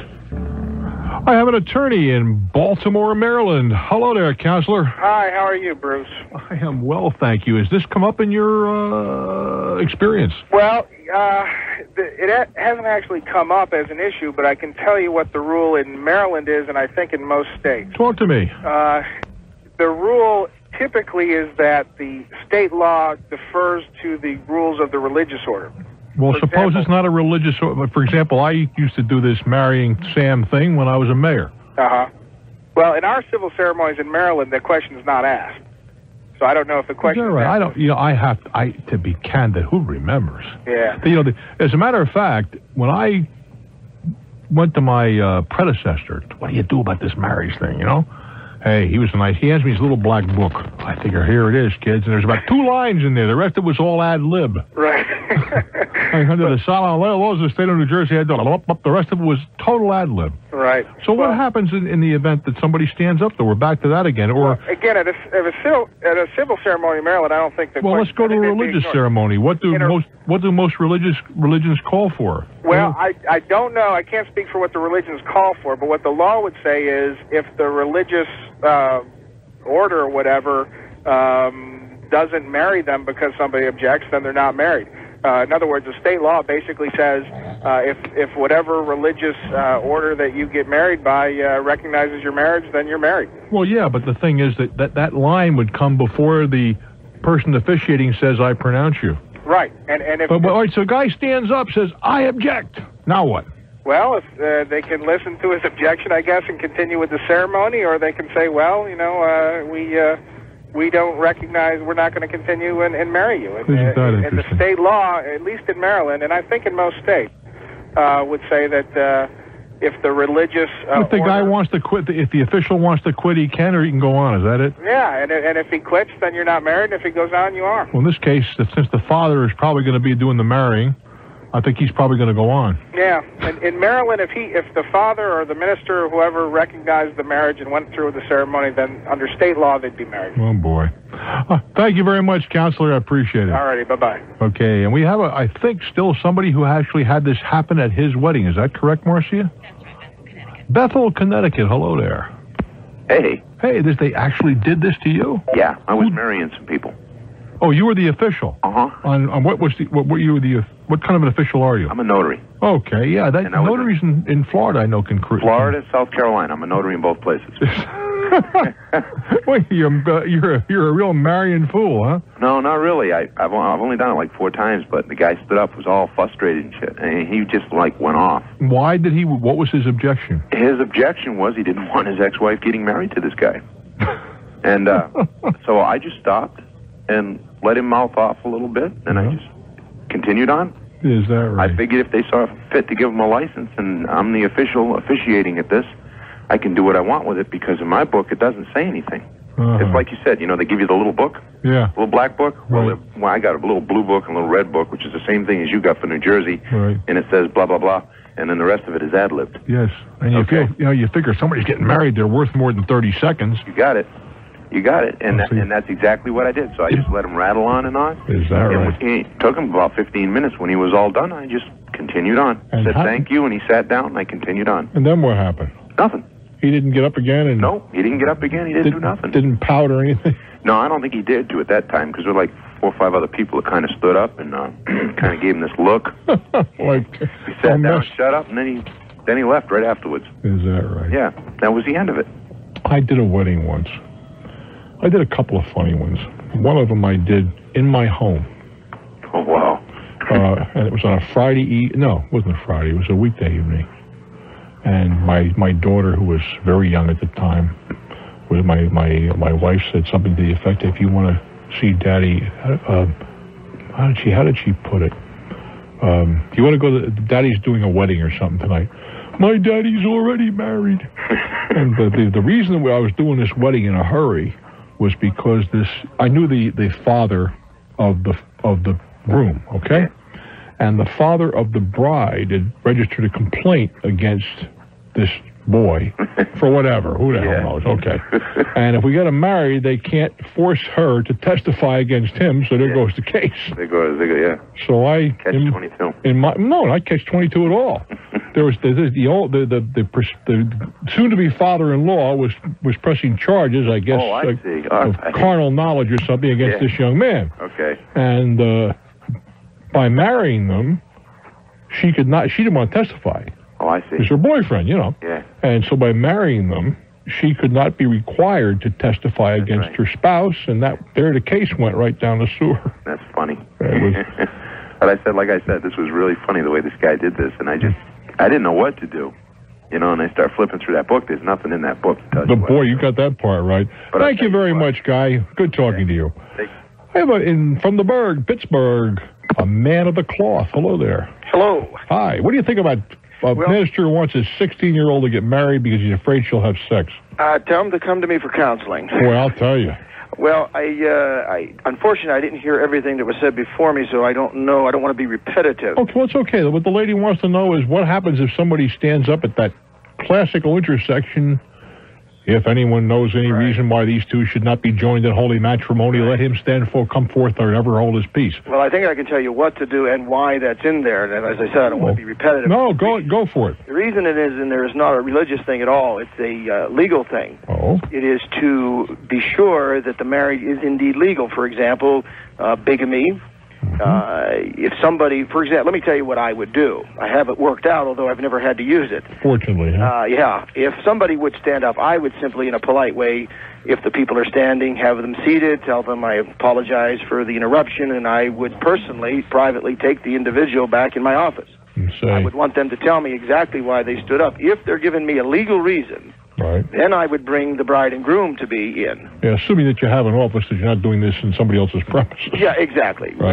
Most of the marriages I do are in church, so it would work out. If indeed there seems to be some credibility, we say, or even a little bit of credibility, if this is not a legal marriage, this man's already married, whatever, I would not perform it. If indeed they say it's over some moral issue or ethical issue in their opinion, for example, this lady, she doesn't agree with this, and nor do I, I still wouldn't stop the wedding. If it's legal, for example, there are still folks in our country who don't believe a black and a white should be married. Well, if somebody came back and said, you shouldn't do this, I would ask them very politely to leave, and I would go back out, apologize, and continue the wedding. Indeed. It can't just be an opinion, but if there's some legal reason, if indeed this person or one of these two are married before, something like that, then I would take that, and if I thought it was any credibility, I would simply go back out and dismiss them, to apologize, and say this can't go on.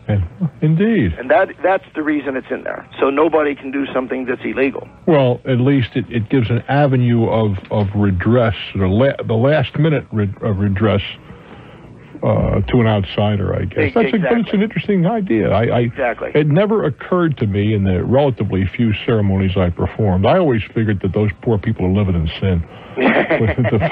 No, it's totally a legal thing, Bruce, the way I understand it. Now, I could be wrong, but that's the way. No, I'm sure that was legal, but I just thought, here I am. Who the hell am I to be sitting here marrying people for crying out loud? I did one wedding, and as you well know, you're required to ask of the bride and groom a bunch of questions like, what was your mother's maiden name? Right.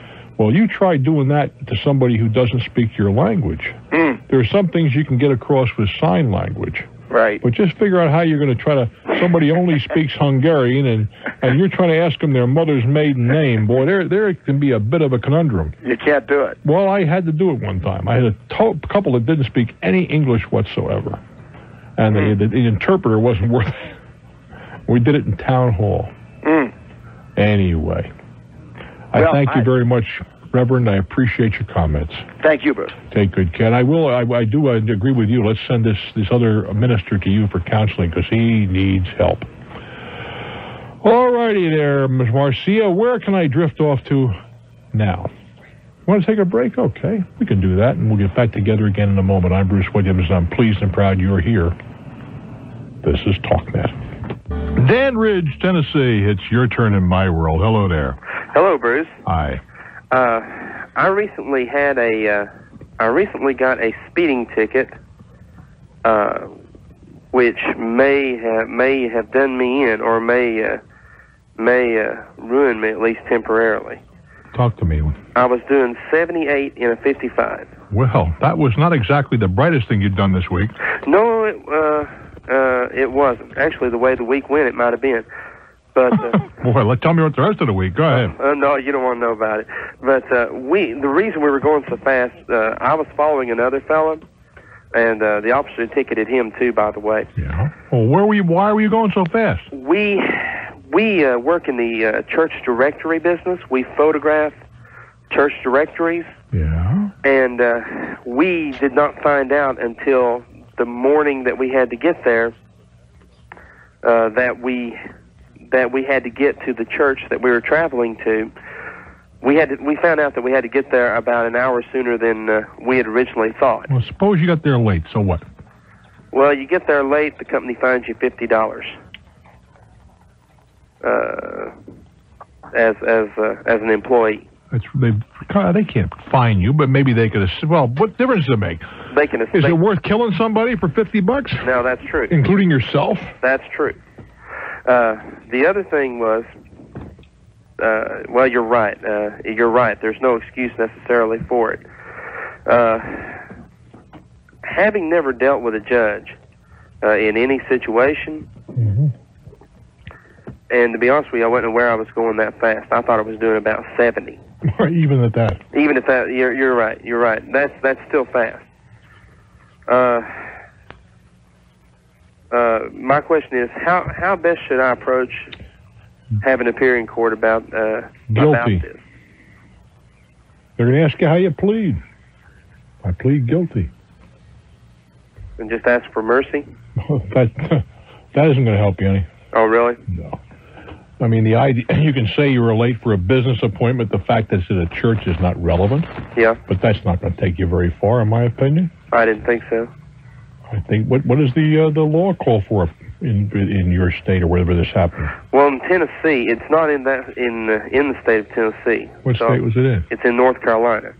Do they have reciprocity with Tennessee? I believe so. In that case, you'll probably get your license lifted. And not much I can do about it. 23 over the speed limit, that's pretty heavy. I don't know that. And you also better go with a pocket full of money. Yeah. Because they want you to pay right on the spot. Mm.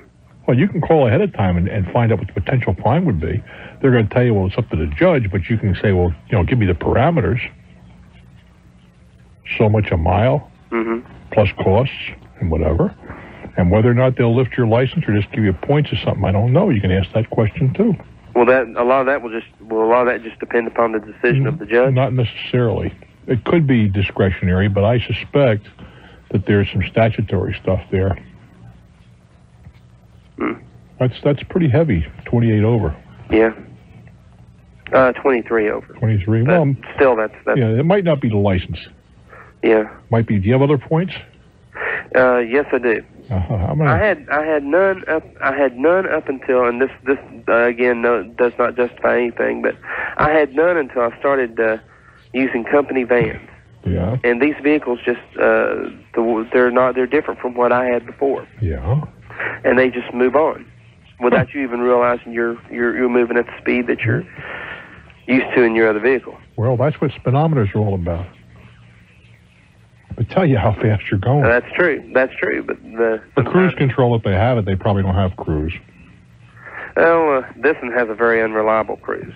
But I was following the other photographer at that time. Well, that's no excuse whatever. Yes, indeed. No excuse whatever.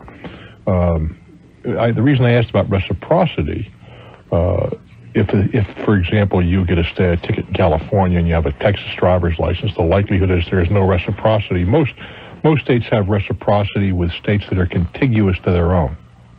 In other words, attached. Yes, that's correct. And if they're far removed, there generally is none. The state may or may not notify the other state, and no matter what the offense is, would be, say, a couple of points, as contrasted with if they have reciprocity, the same number of points that you would receive in your home state, you receive in that adjacent state. I have another quick question about this. You got 10 seconds, go. Does it matter if I didn't sign the ticket? No. I didn't think so. Not in the slightest. In many states, that's not required. I think California is one that does. But that in itself is of no significance. Just go dress well, go before the judge, say, look, I'm sorry, Your Honor, yeah, I did it. I do wish you well. I'm Bruce Williams. This is Talknet.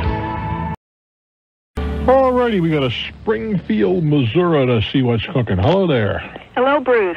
Hey, sweetheart, what's on your mind? Well, I'm calling for my mother. That's a likely story. Yeah, well, she's listening in the other room on the radio. And I knew about your program. I listen a lot on the radio going home from work. And I said, hey, let's call Bruce. Why not? He'd know what to do. She's got, actually, it's not what to do. It's just some advice. She got a certificate in the mail for a travel package. And I'm calling to see if you think it's legit. All right. Just wanted to kind of run it past you a little bit. It's for a Florida Caribbean vacation. Mm-hmm. And it's the typical thing, probably cruise out of Fort Lauderdale to Grand Bahama, spend 5 days, 4 nights, that kind of stuff, and return on a moonlight dinner cruise. Oh.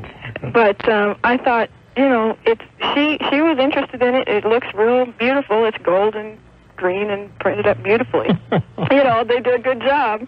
But it caught her eye, and she said, I wonder if this is any good. And I said, well, let's just call and see what. Good for what? You see, I think if you were to take that piece of material he sent you, right? Mm-hmm. And you crumple it up real hard into a ball.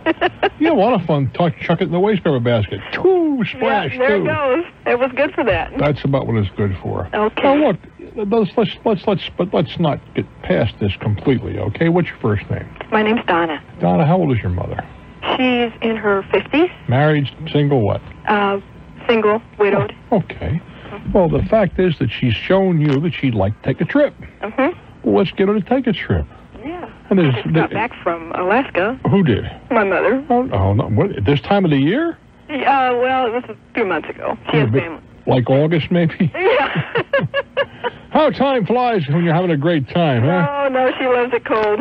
Oh, well, then the Caribbean is not the place for her, then. Well, she likes it that way, too. Some like it hot. Yeah, never mind. Right. She goes both. Okay, baby. What I'm trying to say is if your mother wants to flip over to the Bahamas, I have no quarrel with that. I enjoy the Bahamas. But what to be considered doing is picking up her telephone and calling her friendly, watch this word, local travel agent. Mm-hmm. And tell them that you want to fly down to Lauderdale. And I don't know that I'd take, if it were me, I'd just fly over to Grand Bahama. It's amazing to have an airport there. You can land big airplanes, nothing to it. If that's where she wants to go, you have the other choice going down to Nassau and Paradise Island. Depending on her likes and dislikes. On balance, I think I'd probably suggest Nassau as contrasted with I go over to Grand Bahama personally, but I'd probably suggest Nassau. Yeah. Well, what's the deal with this thing? The deal is that they're going to promise you the moon. You don't get over the fence, and they'll send, after they want your credit card number and so forth, they'll send you a certificate, and you got to choose certain days and give them 3 choices and, dance under the limbo stick, the whole routine. You may get to go this time, or you may not. Just look, Donna, the thing is, going to the Bahamas can be a relatively modest vacation. If you want to take that ferry boat over, they call it a cruise ship. I guess it's stretching a little bit. That's what I told her. I wonder what kind of ship it is. It's not bad. I went out on it once on business. And it wasn't bad. Don't misunderstand me. It certainly didn't. It wasn't the kind of cruise I'm accustomed to going on. But it was okay. But that's what it is. I mean, let's call it what it is. Not let's not put mink on it. Is that hold it. That's not politically correct, is it? I can't put mink on it. Let me say. No fur reference. Oh my goodness gracious! All right, well, all right. No Irish lace. How's that? We'll find out they make lace out of cat's whiskers or something. Anyway. Right. Why don't you encourage your mother to take a trip? Why don't you go with her? I'd love to. We'll do I'd lunch. love to. Why don't you do that? It's just, this thing is just, it's just going to make her jump through the hoops, isn't it? You think that's... I just think that you can do better with your local travel agent, and when a problem develops, if one does in fact, guess who you go talk to? Who are you going to go talk to here, the mailman? Yeah. There are a huge number of travel promotions coming out of Florida right now. This, it just sounds wonderful. It's free this, free that, Oh, free my that. dear, what would you anticipate? They got to make it sound wonderful. It's got to be, there's got to be charge there, or, you know. Of course there is. No. And the fact that she was selected, it might have been random, but it also might have been that your mom was someplace and saw one of these little cards on top of a cigarette machine or something similar where she filled that out. And everybody becomes a winner on those things. Yeah. So if we're back to the same thing. If it were me, I'd make a little puffball out of it and 2 File points. in a circular file. 2 points. Okay. I do wish you well, sweetheart. Thank you, Bruce. Bye-bye. I have a great time in the Bahamas. It's a lot of fun there. Yeah.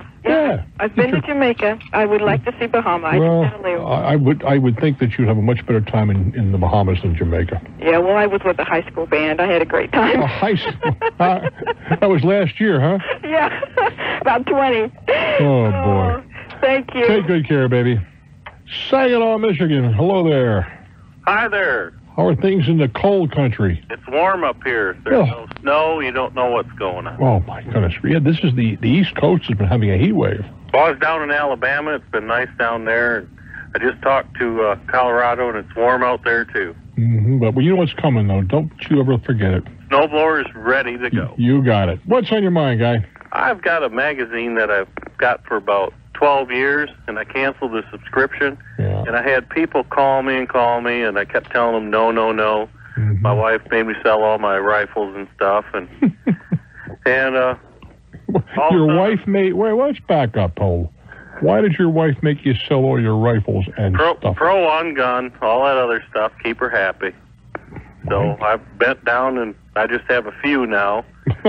Few? Yeah. So I'm all of a sudden getting this subscription from this magazine now, and I haven't gotten a bill, and I wondered what the liability is. Just send them a note. Did you try to? You did cancel it, did you not? Well, I called the people in the magazine, and they had no idea. They think a subscription company's doing it.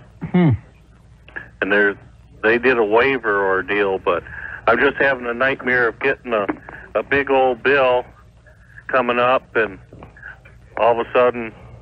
Well, well, wait a while now. You originally subscribed to this, did you not? And canceled it. But how did you cancel? I quit paying the subscription to them. Well, that's not the way one cancels. Ordinarily, you have to do something positive, like rip off a label or something and send it to them. Oh. Okay. Not just quit paying. Well, like when it come to renew, I just wouldn't renew. Well, how do you do that? You're supposed to let them know that you don't want it. Yeah, how are they going to know that you don't want it? Because you didn't pay? Right. Yeah, but they might send it for 3 or 4 months before that. Come on already. Oh. What business are you in? I work on die casting machines all over the United States and Mexico. You mean you're a serviceman? Yes. All right. Do you go automatically or when they call you? When they call me. Oh. You don't charge a service charge? They have be on call, nothing like that?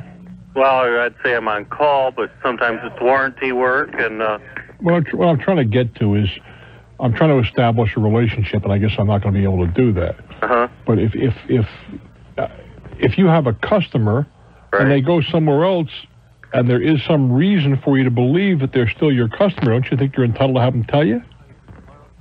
Well, I don't know. I've been traveling, and I'll stop in a plant and do some work just to be nice. Right.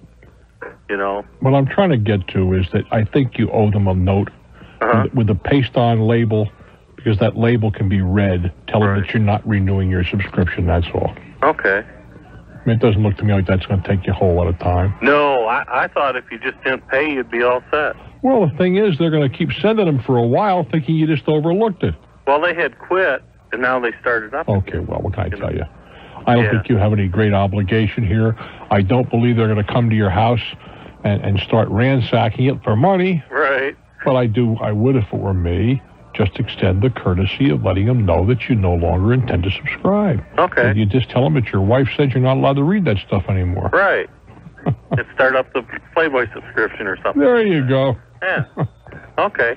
Okay, Ken. That works. Thanks for the info, and I'll grab one of these magazine labels and send it in to them. Very well. Thank you. You're very welcome. Yeah, I think that, there are things in our lives where just a little common courtesy can head off a lot of potential problems. That's what it comes down to. Whether there's an ironclad requirement to do that, I don't know. But it doesn't look to me like it's a big deal to spend right now 29 cents, soon to be 30, whatever. I'm Bruce Williams. This is Talknet. Our telephone number 800-743-8000, 800-743-8000. This pre-Christmas week, we always have lots of open lines because so many folks are busy, understandably, doing all kinds of good. Interestingly, the overall listenership does go up, but telephone participation understandably goes down. So if you've had problems getting through, pick up that cellular, the yellular, or whatever, and give us a shout. 800-743-8000. San Antonio, Texas, it's your turn. Hello. Hello, Bruce. How are you doing? Just fine, thank you. I can't believe I got through. I listen to you a lot on the radio. Well, thank you, Guy. Put in a lot of miles. I have something I'd like to run by you. Something has clicked a light bulb with me, and you being the entrepreneurial guide for a lot of us, I'd like to run it by you and see where I should go next. Let's talk. Okay. There's a product that involves a piece of furniture. It's basically a bed that's in a closet. A bed in a closet? Right. It drops. Sounds a little kinky to me. Huh? Sounds a little kinky to me. Well, it drops down. You mean like a Murphy bed? That's right. Yeah, I remember. I don't like those things, very frankly. Well, they're kind of neat, and they've changed a lot since way back when. Well, I'm not talking about way back when. In hotels, frequently, in the conference part of your suite, they have a Murphy bed. Oh, really? And every once in a while, I can think of occasions where I've checked into a hotel, that's all they've had.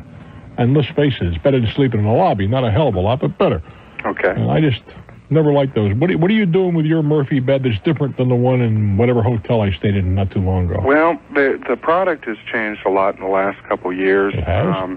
Oh, yeah. They're like 15 inches off the wall. They are now made into wall units. It looks like a object of art kind of thing. Yeah. And it's shelves. But it still sleeps lousy. Yeah, you could probably have a wet bar. The reason I'm interested in it is, there's a kind of a boom, housing boom here in San Antonio. A lot of homes are being put up, and one of the problems with the homes nowadays are that they're not as big as they used to be, and people tend to go with a little bit smaller for financial reasons. And this company, these are franchised here, throughout the country. There is an owner here in San Antonio that has franchised it, and it sounds like they're getting ready to sell. It sounds like they want to move on out. Why? They want to move up to they want to move to where their grandkids are. All right, so this business is for sale. Yeah, well, it sounds like it, or at least that sounds like it. Well, I haven't gone over, and I'm getting ready to go over there and talk with them. My problem is I may be interested in purchasing that franchise, but do I want to offer to sell for them for a while, part-time, see if I, Well, what do you know about this business, other than that these folks have one, they may want to sell it? What is your knowledge of this enterprise? Of this, very little. Well, what makes you believe that Murphy beds are a hot item today? Because of the housing industry, the lack of space in the houses. I'm not sure if that's a real strong answer. Okay. If I asked you how many Murphy beds were sold in let's say, Texas last year, could you give me an approximation? No, I could not. I wouldn't have a clue. I have no idea. I'm wondering, I can see in some occasions where somebody might want one of these things. And of course, the sofa bed has been around since, Hector was a pup. I don't know. The first thing you got to find out is if it's for sale, and if so, what's it doing and what do they want for it? It seems like a kind of a strange enterprise to me. Okay. Would you suggest selling, and if you did sell something like that, I'm sure it'd be on a straight commission type basis. Probably. What percentage would you... Oh, I can't deal with that. You see, it depends upon how... If you have... I don't know how hot an item this is, right? Uh-huh. If you got to bust your buns and only sell 2 a week, clearly you got to get a pretty big PC. On the other hand, if these things are easier to sell than ice and water in the middle of a desert, then the percentage will be smaller. Okay. And of course, percentage is only one factor. Percentage of what? If you're selling something for a nickel, get 50%, you still only got 2.5 cents. Yeah. If you're selling something for $1 million, get 1%, you just made 10 grand. Yeah. Well, they're not cheap. They're not cheap. Are they not? How much? Well, the one my parents were looking at was about $2,500, and you can double that real easy. 25? I wouldn't pay $5,000 for any kind of a bed, Well, Murphy or otherwise. Bruce, it covers the whole wall. You've got a desk. You've got shelves. You could, you have a wet bar in there if you wanted. Just all the way around. You get drunk when a bed folds up, huh? Yeah. Well, listen, look into it and find out what you can find out. Then you make a decision from strength. Okay. Good luck, guy. Good. Murphy bed. They come out of the old James Cagney movie. Springfield, Missouri. Hello there. Hello, Bruce. Yes, sir. Hello, this is John. Yes, Good to talk to you. Well, thank you, John. I've listened to you for probably about 5 years now. Really enjoyed your show. Thank you. Like I told your associate. Associate. We'll say no more. I had a car repossessed. It's been probably about 2 years ago, and I paid it off. And I was just recently paid it off, and was wondering what I could do to better my credit. Well, just you build it slowly, like any other asset. You don't go out and borrow money just to borrow money to help your credit. I mean, are you planning on buying anything? Well, I would like to buy a house here in the near future. Well, you said, beside the fact that you had the car repossessed, have you had any other adverse credit activity? Other than just a few slow payments. Well, that's serious stuff, slow payments. Yeah. How old are you? I'm 30. Well, and how long have you had, used credit? How long have I used credit? What I'm trying to get to is, I'm trying to take a look at your overall credit reputation. Well, I had good credit up until they repossessed the car. You did? Yeah. How much do you earn? I earn about 24. And what kind of a mortgage do you want to look for? I don't know. I've got 4 kids. Well, I think you're going to have a bit of a problem. Yeah. For problem because of do you have any money to put down? No, not really. Well, John, if I were you, yeah, I know it's going to be tough. I'd get myself another job, as well as the one you have. Start socking some money away and not worry so much about credit as increasing your income on a solid basis and increasing your savings. I wish you well, kid. Okay. Sorry, John, go ahead. I've got other monthly payments, and stuff, and I was wondering if consolidating some of these other. Well, you see, what you're talking about is maybe wise, maybe unwise. In what form? What are the other bills for? Cars. I had to get my wife another car, and why? Because she works also. What does she earn?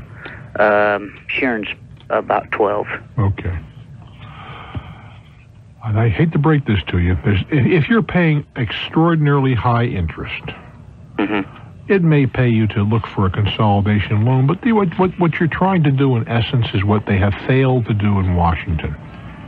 That's to borrow yourself to prosperity. The only legitimate way to dig out is to get yourself more money. That probably means get another job, as well as, I mean in addition to the job that you have now. Yeah. I don't know of any other way. Yeah. Good luck, kid. I'm Bruce Williams. This is Talknet. Let's go to Tampa, Florida. Hello there. After all of that, TPA, Tampa, are you there? Hello, Bruce. Hello there. Hey, you got a little lightning storm going down here. You got to be kidding. Nah. The lightning capital of the world is Tampa. You got that. Helps my business, though. I beg your pardon? Helps my business. Does it? What business you have? We repair air conditioners. Oh, you get a few strikes here and there, huh? Quite a few. Yeah. Good, well, good you know, I'm a neighbor. You know that. Yep. What's on your mind? Got into a predicament a few years back when I had my own business, and tragedy hit the family, divorce, death, and other things, too. Anyway, I ended up filing bankruptcy, and before filing bankruptcy, I got a couple judgments against me, and I'm trying to get back on my feet. Or did you file absolute bankruptcy, Chapter 7? Chapter 7, but they got... That's fair. How much did you discharge? I guess in total in the vicinity of $24,000. Mm-hmm. Okay, go ahead. So what happened? Well, some of the companies, they're smart enough to get ahead of me on bankruptcy, which is good for them. I don't want to say that again. Some of the companies were what? Some of the people got ahead of me on the bankruptcy. And what does that mean? Oh, they filed their papers to get a judgment. You still can discharge all that. It didn't go through that way. They were in the middle of getting the judgments at the time that I was in the middle of filing personal bankruptcy, and I ended up with two judgments on me. One for $3,500 and one for about $4,000. And they could not be discharged? No, they wouldn't discharge them. For some reason, I'm not sure if it was my attorney's fault at the time. He had tried to list my personal as a corporate bankruptcy also at the same time, and we're not going to rehash that. Apparently, something happened. You still owe this money, is what you're telling me. Right. And what I'm trying to find out is if you have any awareness that if some of these companies, it's been 4 years on this, three and a half to 4 years. Yeah. If some of these companies, if I approach them possibly through an attorney, if they will buy out at a partial. Yeah, you can usually settle. Because I'd like to get my this is going to be a hindrance in the future to gaining credit back or business again. You can settle. And I just thought I'd call you before I called an attorney and wasted his time. I thought it would be a good idea. Well, it's not necessarily an attorney, an accountant. It's just somebody who's how to negotiate. Mm-hmm. Well, I have a nice attorney who I dealt with. That's the guy to use or gal to use. Yeah, I dealt with him on a legal matter of child support. Mm-hmm. I sued my ex-wife for child support. Mm-hmm. But okay, good, great. I'll try that then after the first year and see where we can go with it. Most things are negotiable. Yeah, I found that if you go at it the right way. Go get it, kid. Okay, thank you, Bruce. Joplin, Missouri. Hello there. Yeah, Bruce, thank you for taking my call. You're very, very welcome. What's on your mind? Well, I have 3 computer leases that I'm leasing from this particular company. And we got behind on our payments, about a year and a half ago or something like that. And, of course, they charge you pretty good late fees. And we've been real careful to keep those payments up. And we've mailed those things in, and it's taken them up to 20 days to post our payments and give us credit. Are they in the same town with you? No. And usually they post the payments the first day after they're late. In other words, if it's Do you think that's deliberate? In other words, they're hanging on to them? I think so. And we've talked to them, and we've even proved that some of our checks have been cashed prior to the posting date. Mm-hmm. And they come back and they say, well, it got posted to a different account. And it's your fault because it got posted to the wrong account. And they refuse to give us credit for those things. They say it's your fault? Yeah, because it got posted to the wrong account. Why is that your fault? Well, there you go. That's and I got a feeling they're not only doing it on mine, but they're probably doing it nationwide. That's very possible. Because their late fees are pretty steep, and they're making pretty good. They're making pretty good interest on those late fees. And additionally, I had insurance. They were charging me insurance, and so I went out and bought my own. And they wouldn't let me out of that deal for like a year. They kept charging me their insurance because I didn't get them the right paper, or I didn't get them this, or I didn't get them that. And then when I did finally prove it all to them, every resolve of anything, they still didn't do it. And when I brought it to their attention, it's just been an ongoing thing. they take up all my time, trying to get credit. Well, where are we going to go with all this? Well, I don't know. I was asking you. I'm a little bit fed up with it, and I think they're not only doing it with me, but that seems to be just their modus operandi. Well, that may or may not be the case, but I mean, how do you extricate yourself from doing business with these guys? Well, I'm paid ahead at this point. That's what I'm asking you. How much more do you have to do business with them? I've got about $6,000 to pay off with them, maybe a little less than that. Well, is there some way you could do that with somebody else? Borrow the money, pay them off, and pay off a bank or somebody? Well, I've got them paid ahead enough now. I've got them paid ahead 2 payments. And I send my payment in even 30 days ahead.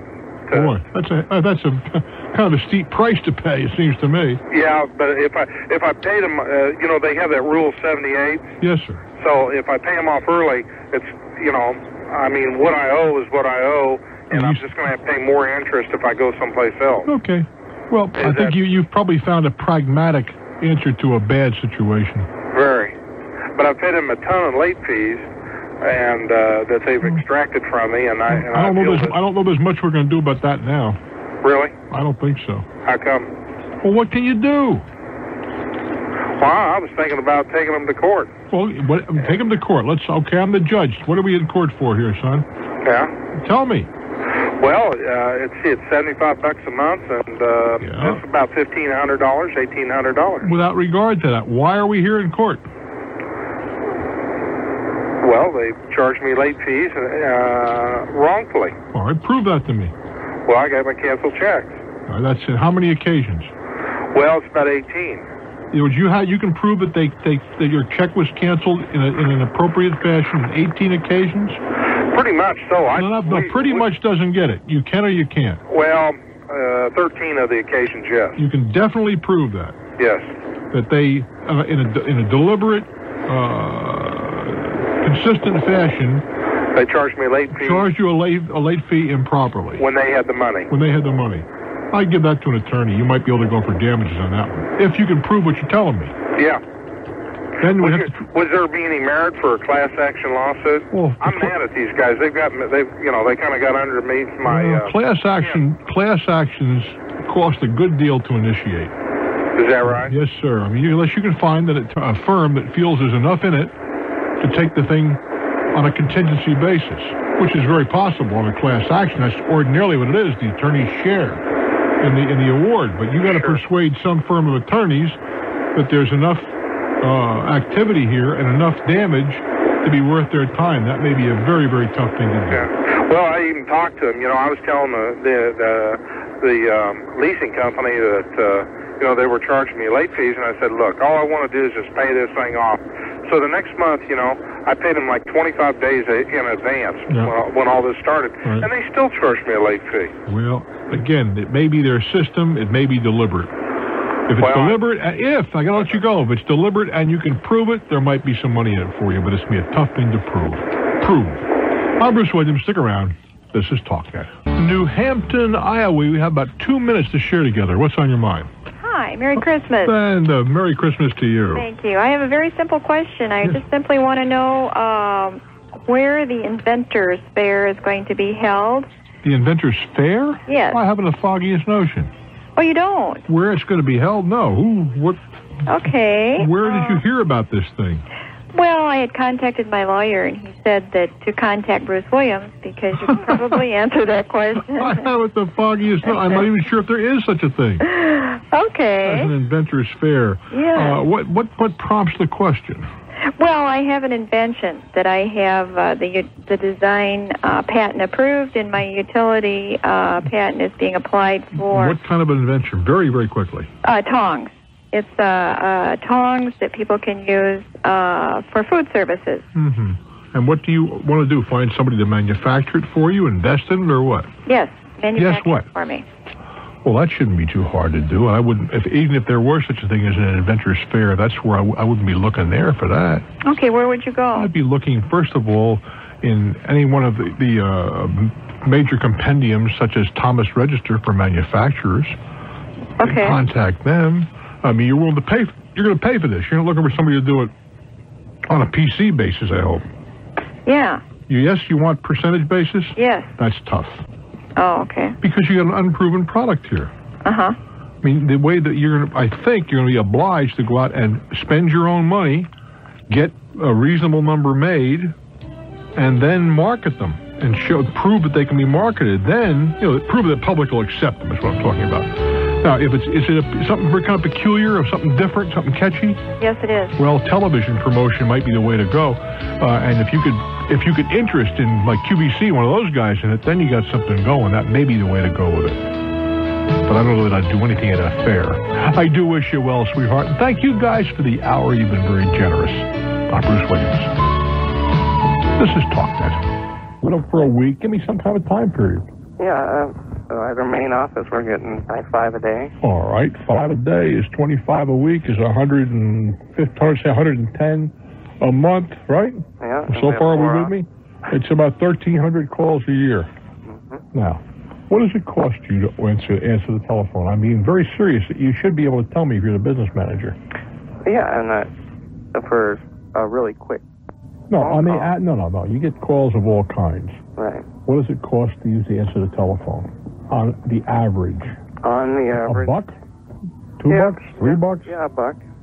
Well, if $1, then you've only got 10% injury here. I think it's probably more than that. Yeah, I guess minimum. I mean, for something that I know it's real small like. Well, I would say, look, if you have a tough time justifying $14K. Right. So let's say it cost me $3 to tell people where to go. Maybe we don't put it that way. But so I'm getting 1,200 calls at least a year. It's $3,600. That's how much of a deduction I want.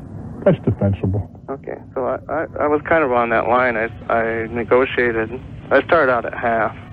And that's like no way. But they are coming down some, and that would be a good question. I tell them it's $3 a call, and tell them you're willing to log the calls. Yeah.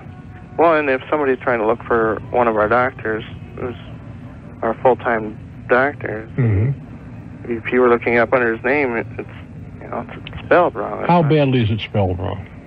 I don't. Is the first letter? All right. Is it? Let's take its common name like Jones. Okay. Is it Joins? Does it start with a J? It'd be like Jim's. Right. It starts with the right initial. Yep. And it has the next vowel. And it has DDS after it and the right address, right? Yep. Oh, half the people wouldn't even know it's misspelled. Yeah, that's true. I wouldn't worry about that. I do wish you well, guy. I'm Bruce Williams. Thanks very much. Thanks for your call, kid. This is Talknet. The Windy City, Chicago, Illinois. Hello there. Good evening, Bruce. It's a privilege to talk to you. Well, thank you so very much. Your family must be very proud of you. I would hope so. That would give me a great deal of pleasure if that were true. No, I'm sure that's true. I'll try to make this as brief as possible. The apartment building I live in has been taken over by some new owners. Mm-hmm. There's a $500 deposit on this, and I plan to move in the spring. Mm-hmm. Would it be ethical for me to ask them to please let me withhold that last month's rent rather than give me back the deposit? No. The deposit is there. I mean, this is kind of a twofold answer, so forgive me.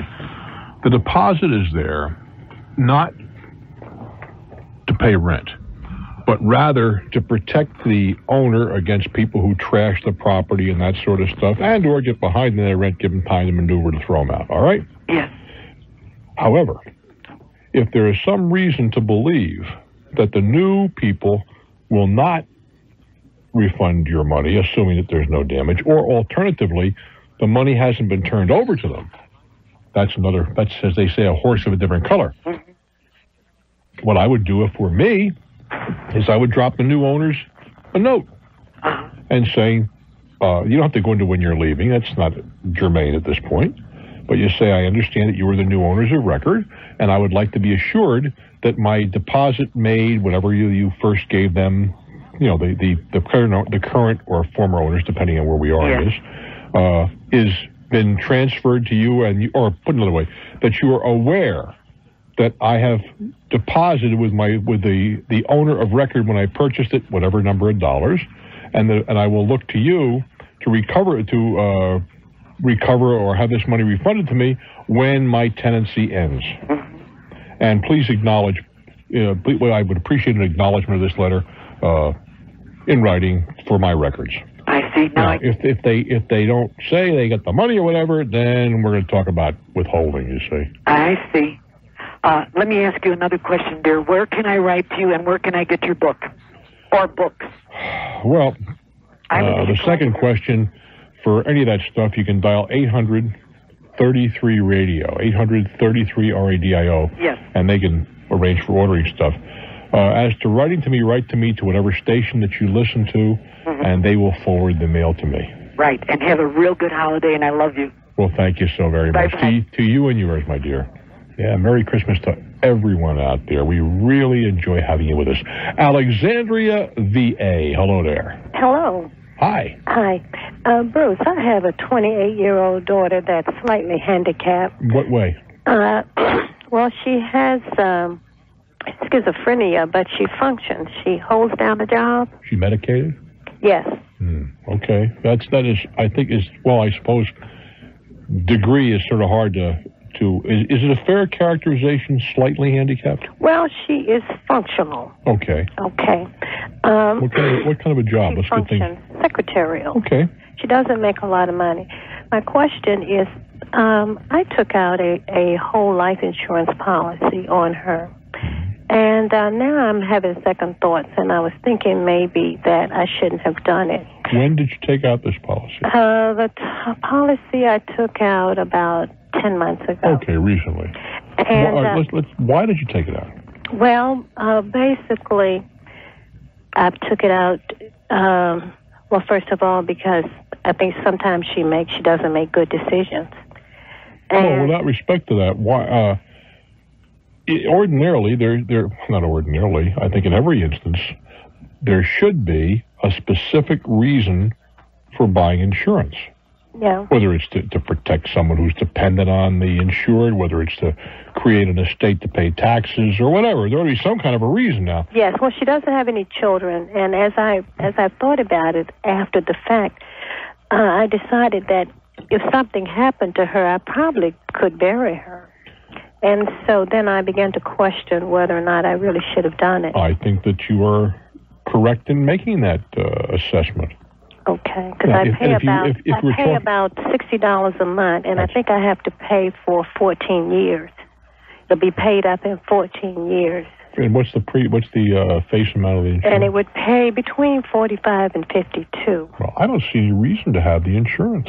Mm-hmm. Now, if you wanted a burial policy, a small term policy, that's one thing. But you see, the plan that you have become involved with is some type of a savings plan. Mm-hmm. Now, we're not going to, I'm not in a position here to pass on whether it is a good, bad, or indifferent savings plan, but that's what it comes down to, a limited pay policy. And the 14 years might not even be accurate because that is predicated upon a certain percentage for the dividends to be reinvested. Okay. And if the forecast, for lack of a better term, is inaccurate, if it is on the high side, and then the interest generated is lower than that, then that 14 years could become 16, 18, 20, or who knows what. I'm sorry. I was having second thoughts, and I said, well, maybe I should have just put the $60 in the bank a month. Well, that's a whole other question. Okay. If you were trying to create a savings plan for your daughter when you're not in the picture, is that what we're talking about? No, I think I can do that, through other means. Well, if it was going to be done with insurance, you put the insurance on your life. That's what I was thinking. Right, not on her life. Mm-hmm. And that's $60 a month. I'm not going to tell you what is more appropriate. I can't do that. But you could take that same $60, and there are any number of investment options available to you, not restricted to the very pedestrian treasury instruments or whatever, or some money funds. Mutual funds, excuse me. Well, money funds too, for that matter. Ranging from the very conservative to the very adventuresome. How old are your daughter's 28? She's 28. Right. I mean, and you must be, in your early 50s someplace? Yes. Oh, what a guess. Wow. So I had second thoughts. I said, wait a minute, I probably should not have done it. Let me guess that you didn't call the insurance people. They came to you. Is that true? Yes. Yeah. You were sold this insurance. And there's nothing wrong with it. Nothing dishonorable about insurance salespeople. But I think in this instance, there may be something more appropriate. The insurance itself doesn't seem to me the appropriate way to go. You've been so helpful. I do wish you well, dear. When you start out with insurance, as I view it, you first should say, well, what am I trying to accomplish? Or maybe we would have backtrack and say, if you're starting out with any type of an investment, what am I trying to accomplish? Am I looking for safety? Am I looking for retirement? Am I looking to provide if I'm not in the picture? Am I looking for tax benefits? Am I looking for money to pay taxes if I'm not in the picture? First of all, we got to find out what are we trying to do, and then what is the most appropriate road to take to get us where we are. Certainly, insurance is an area to be considered, but it is not the only area to consider. I'm Bruce Williams. This is Talknet. All righty, if it were Thanksgiving time, this would be more appropriate. Plymouth, Massachusetts. Hello there. Hi, Bruce. How you doing? I'm very well. Merry Christmas. Same to you. Bruce, the reason I'm calling is investigating, looking into telemarketing. What does that mean, and how did you think about investigating this? These are loaded questions. Okay. I recently went to a franchising seminar up in Boston. Boy, am I surprised. Look at that, huh? Yeah. And a company that was up there is offering a license that I would purchase for $14,500. $14,500. How nice. Right. Yeah. And what do you get for your $14,500? what you're able to do is you're able to sell long-distance services. You're able to supply these businesses that you could call businesses, or what they do is they buy in bulk and theoretically can deliver the service for less than you can go to AT&T or MCI yourself. Aggregating long-distance services. That is the theory anyway. Right. Yeah. The question has to be answered. What do they need you for if it's such a good deal? Tell me. My feeling is they need me to sit on the phone and call as many people as possible. But why do they have to charge you $14,000 for the privilege of sitting on the phone and calling as many people as possible? Well, what I've been told is by these people. Oh, okay. Let's make that very clear. Right. What they explained to me at the seminar was Can I interrupt you? I'm sorry. Yeah. I don't mean to, but these are terms I got to take exception to. Right. You went to a pitch, not a seminar. Okay. A seminar is one thing. Yeah. Where one learns and maybe pays to go and so forth. You were pitched. Okay. Do you understand the difference? Truly. Right. I mean, I did go to the show. It's not like I... Yeah, I understand that, but you still went... there's nothing dishonorable about a pitch. Mm-hmm. It's rather like a guy saying, I'm a financial planner, when he's selling you insurance. He's an insurance salesman. Okay. He may be helping you plan, but as I view it, he's an insurance salesman. And I think it's important to keep the thing in that perspective. And I'm sensitive to that. You'll forgive me. That's okay. Okay, so you were there at this seminar or pitch.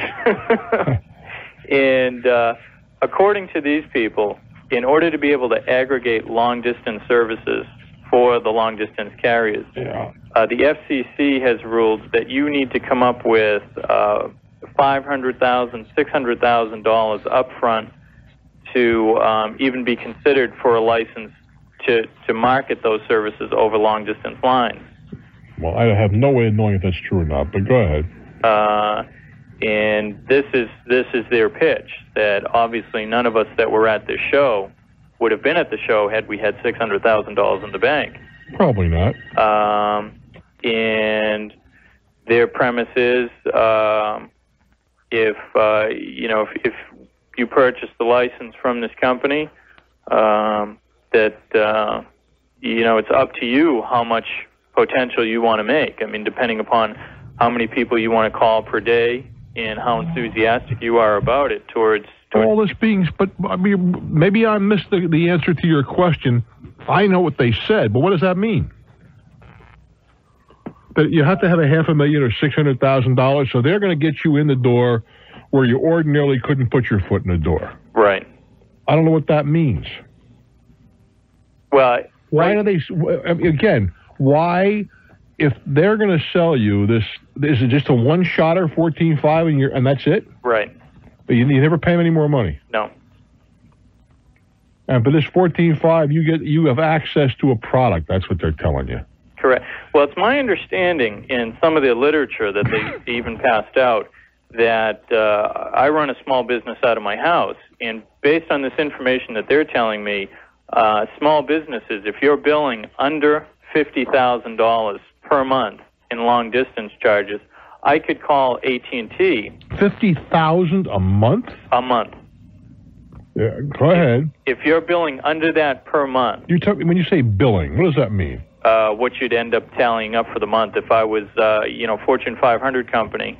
In other words, if you're saying, maybe, please forgive me, I'm confused. Mm-hmm. If you're saying, as a business person, I'm in business. Yeah. If my telephone bill is under $50,000 a month, you would not be able to receive this discount that that AT&T or some of the larger long-distance carriers are able to offer. To the very, very, very big customers. Right, the Fortune 500 customers that are billing hundreds of thousands of dollars per month, calling all over the world.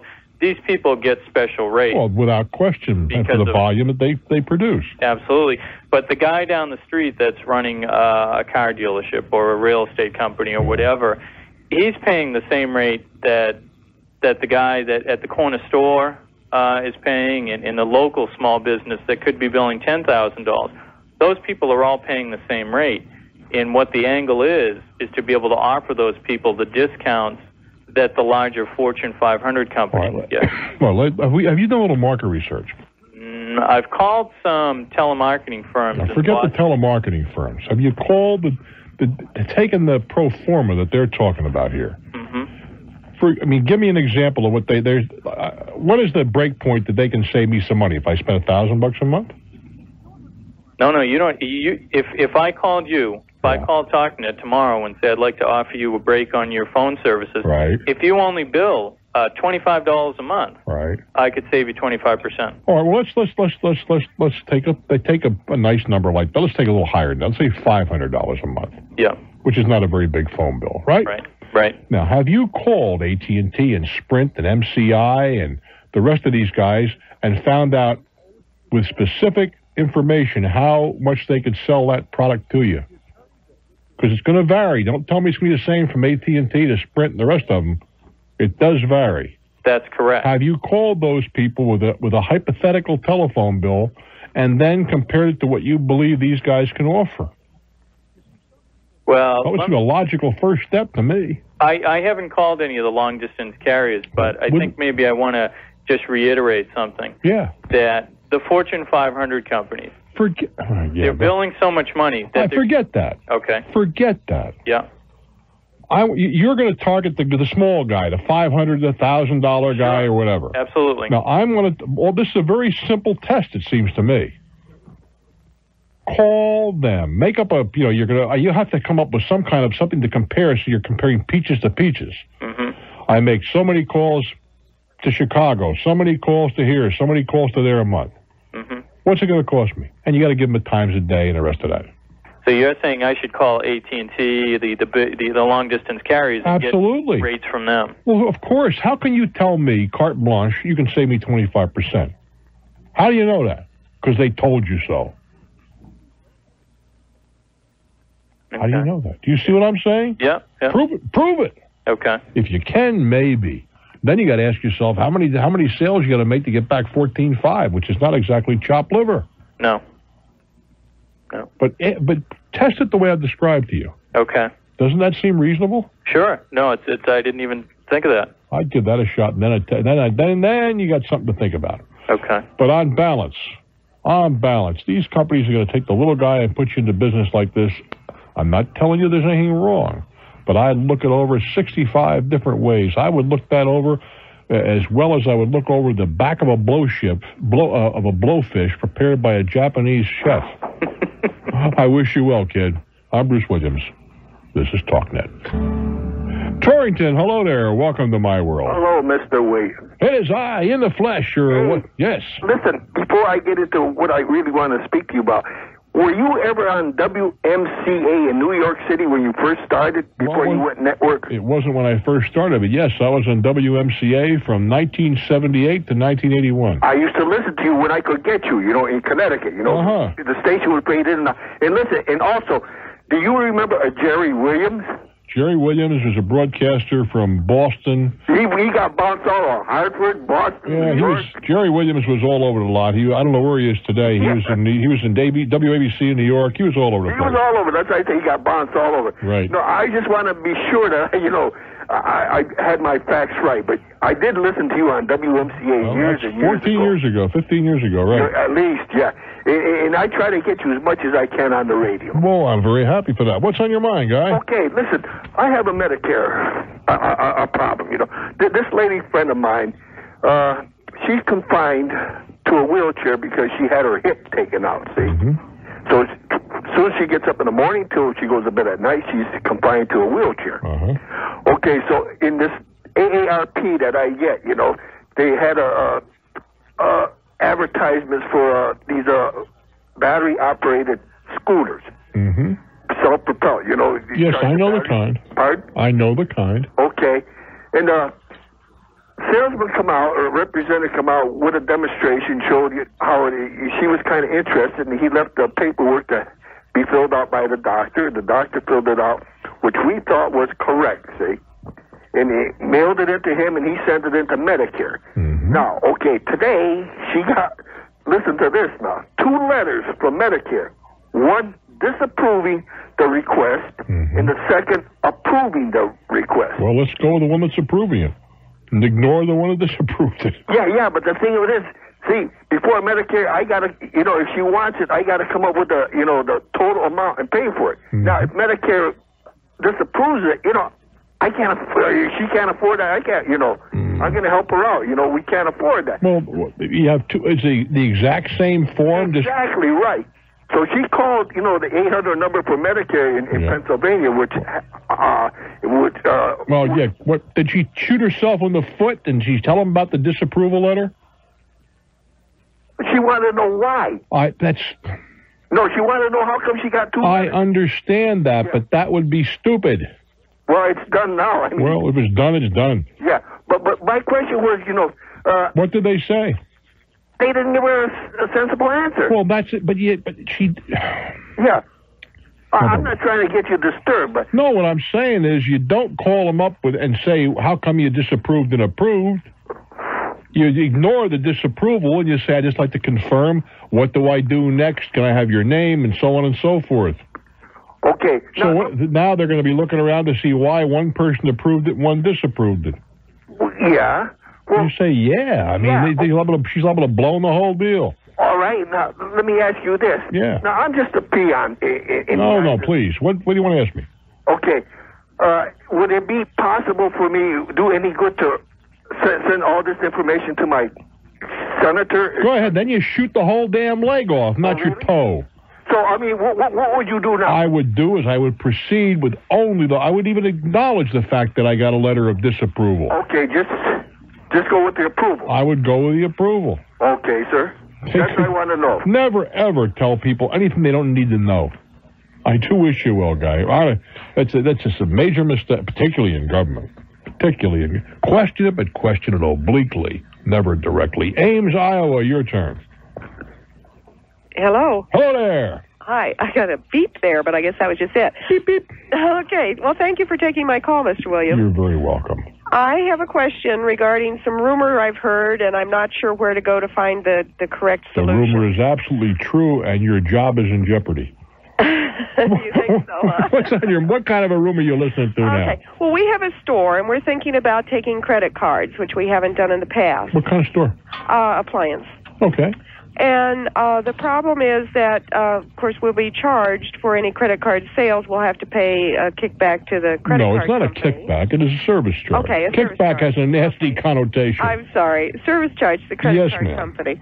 Okay, I've been told that it is illegal to add this service charge on. You have been told incorrectly. Okay, so I can. Can I show it? It's not smart. It is not smart. Okay. But you can do it. Used to be that was what you were told was correct dozen years ago, 10 years ago, whatever it was. Oh, okay. But let me give you the example that you must have in your town, right? What's that? Go up to a gas station, cash price, credit price. Well, that's an example of what you're talking about. Uh-huh. But they're giving a discount for cash. Well, it's the same thing. I realize it's the same thing, but somebody told me that you were allowed to charge for the credit card. You are allowed. Yes, ma'am. But it is foolish. Well. No, don't give me well. It is fool. You're talking to somebody who owns some stores. Yeah. It is foolish. Okay. People are not well, when you go out with your little plastic, do you expect to pay when you go to a restaurant and there's a nice little prime rib on there and all the things, maybe even a little bubbly, do you expect them to walk up and say it's going to be extra because you're on your credit card? Well, no. All right. What makes the appliance any different? Well, that could be. What do you mean could be? Well, I get. Well, yeah. Well, we've done without credit cards. Well, that's all right. A lot of places do. I remember going into a restaurant in Tarpon Springs, Florida, of all unlikely places recently. I tell you another one. There's the Carnegie Deli or the Stage Deli in New York City. Another one. Mm-hmm. They don't take credit cards, and they seem to do very well. But I'll tell you this: if I go out for a business, if they don't take credit cards, I don't eat there because I want the record and so on and so forth. Sure. And I don't expect to pay a premium for whipping out my plastic. Yeah. It's added into the cost of doing business. Now, I would agree. You get $1,000 refrigerator for the sake of discussion. Mm-hmm. You're adding $30 in there, $35. Right. But it's part of the cost of doing business. Now, you may get away for saying, we sell the lowest price for cash. We will take your credit card, but it's an extra so many points. Mm-hmm. I got to tell you something. If I walked in, I'd walk right out. Okay. Now, on the other side of that, there are times if you're buying something really big, like a car, and they'll take a credit card, you might be able to say, listen, I want that. Give me 2%, I'll give you cash. Mm-hmm. Big item. Yeah. But I would walk I don't see how you survive this long without credit cards, to tell you the truth. Well, we have 90-day interest-free financing available, and we can get financing through our distributor. Mm-hmm. So, we've done that for people. Yeah, but you see, the distributor, if I want to walk in, and I've got to talk quickly, I got to get out of here. Yeah. If I walk in, I want to buy a refrigerator for the sake of discussion, and I want to go through I want you to hang on a minute. We'll talk about this. Okay. I'm Bruce Williams. Stick around. This is Talknet. I am talking with a lady in Ames, Iowa. Yeah, the university town. She sells appliances and all that good stuff, and lo and behold, up until now, no plastic money, right? Right. You're an anachronism, a dinosaur. I realize that. I've been amazed at how few sales we've lost because we don't take it. I beg your pardon? I've been amazed at how few sales we've lost because we don't take it. Well, we don't know how many you lost because you don't know how many people never come in. Well, that's true, too. Never walk through the door because they know they don't take plastic over there. Oh, I can't go there. True, too. Now, I started to say to you was that you said, well, I can give credit through my supplier, right? Mm-hmm. All right.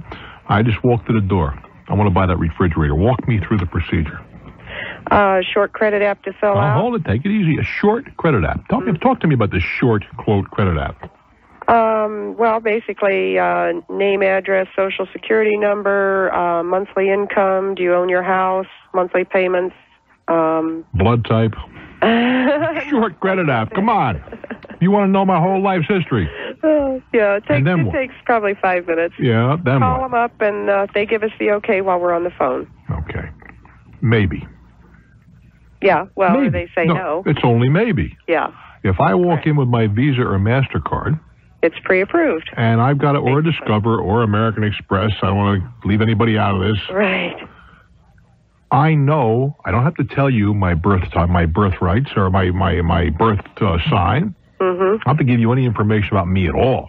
Mm-hmm. I know I'm not going to be embarrassed by being turned down. Mm-hmm. I know that what the terms are going to be. Mm-hmm. I know what the interest rate is going to be. Mm-hmm. Now, if I have a choice between walking in your place and the guy next door who takes this Visa, MasterCard, Discover, whatever I happen to be carrying, or you, where am I going to go? Well, I guess I would look at how much it's going to cost me. Where am I going to go? Be real. This is the real world. This is the real world, huh?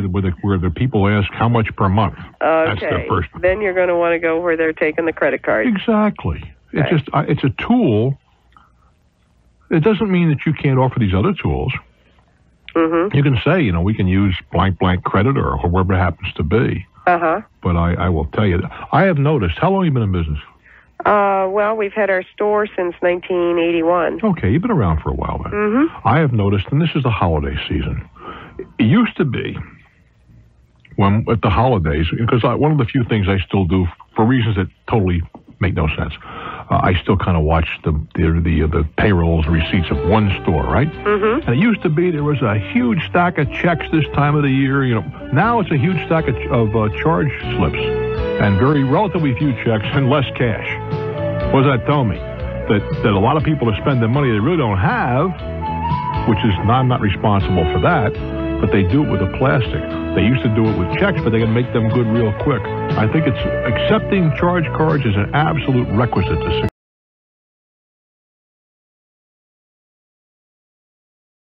Let's go to Toronto, Ohio. Hello there. Hi, Bruce. How are you doing? I am just fine, thank you. Oh, you sounding great.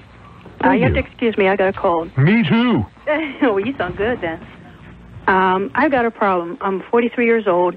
You're how old? 43. Okay. I thought you said 23. I got one kid in high school, and I got one kid in college. Okay. The one kid, he's going to be a senior next year. And I only have the two, and that's when the one graduates from high school, then, I'm going to be here by myself. And my husband will be working all day. So I was trying to think, I don't know whether if I should find a job, if I should go to college. And I feel like I'm stuck in limbo. And what do you want to do? Let's talk about you. What would you like to do? What would make you happy? What would satisfy you? What would fulfill you? I have That's a lot of fancy words. I have no idea. Well, let's talk a little bit about you for a minute. You said you're 43. What is your educational background? High school? I went as far as high school. Then I went to night school, to a technical school. And I was taking classes in business administration. Yeah. And then, you get married and then you have kids. Oh, my goodness gracious. So after I got married, then I quit going to night school, and then I had kids. And have you worked at all? I'm sure you worked, but have you worked gainfully? Yes. What'd you do? I was a proofreader at a newspaper. Mm-hmm. All right. Now you're 43, and a lot of your responsibilities are drifting away. And you're young to have that happen. That's good. Now, if I had I got a handful of pixie dust here. Now, if I could throw that into your face and anything that you want within reason to happen, what would it be? I'd really like to be a dancer. Well, you might want to be a 747 pilot, too, but I don't think either one of those things are going to happen. What else besides a dancer? At 43, I don't care how well you're figured and how well you're, what kind of shape you're in, but you're a little late. Yeah, that's true. Okay, so let's talk about something else. What else? I don't know. I don't know. I guess you'd say I just have no ambition to do anything. I don't know. Well, stay home then. Yeah. If that's what you want. I even when I was in high school, I had no idea that, what was I going to do after high school? Mm-hmm. It was because it was mostly as soon as I got out of high school, I was going to get a job, mm-hmm. and it wasn't, you should go to college first. It was, I graduated in '69, so in '69 everybody was saying, "Gee, as soon as I get out of high school, I'll be working." And only the real bright kids, they got A's and B's, went on to college. Mm-hmm. Well, so, as soon as I got out of high school, I got a job. Okay, well, that's fine. I'm not criticizing that. But it just seems to me it's time to you have no great need to earn money, do you, or do you? No. Okay. Then it's up to you. Now, what you might want to do is go to a community college and just take a couple of courses in almost anything that is of interest to you, not for credit, just to get you out of the house and get your mind kind of in gear a little bit, away from television and the rest of that stuff. Well, I've tried doing it. I've tried taking a couple. I've taken a class in computers. Mm-hmm. Just learning how the computer works. Mm-hmm. I've taken a course in that, and I don't know whether to take something in word processing, so that if I do find a job, it will require that do you know how to run a computer? Mm-hmm. I think what you ought to. What's your first name, sweetheart? Marilyn. Been a while since you've been out of the house, isn't it, Marilyn? Yeah, it's been long. And get your butt out of the house, and I don't care if it's down local McDonald's and get a job behind a counter for 6 months. You think that'd be better than trying to go for a degree somewhere? Right now, I think the first step is to get you out of the house. That's true. On a regular basis. And if that's gone down to the convenience store behind the counter or the deli department or whatever it is, that's fine. Well, every year I think, Christmas would be a great time to get a job because that's when they actually hire people and, they're not going to be too picky. Well, this could come as a great shock, but Christmas is in 10 days. I know, Christmas is over. Well, I do it every year. And I said, well, next Christmas, Well, forget about next Christmas. Let's talk about January. I'll get you through the holidays. Okay. Let's talk about January. Many of the fast food places hire senior citizens like you. You'll love it. Well, when you get down to those 16-year-olds, you'll feel like a senior citizen. But they'll hire people, particularly in the daytime when the kids are in school. Yeah. Go on down and do it. Not for the money. Well, the money's okay. Don't throw it away. But for the discipline of getting out of the house in the morning, doing something that you haven't done for quite a while. I'm not saying to do this forever. Or if you don't like that, go down to the local 7-Eleven or its counterpart.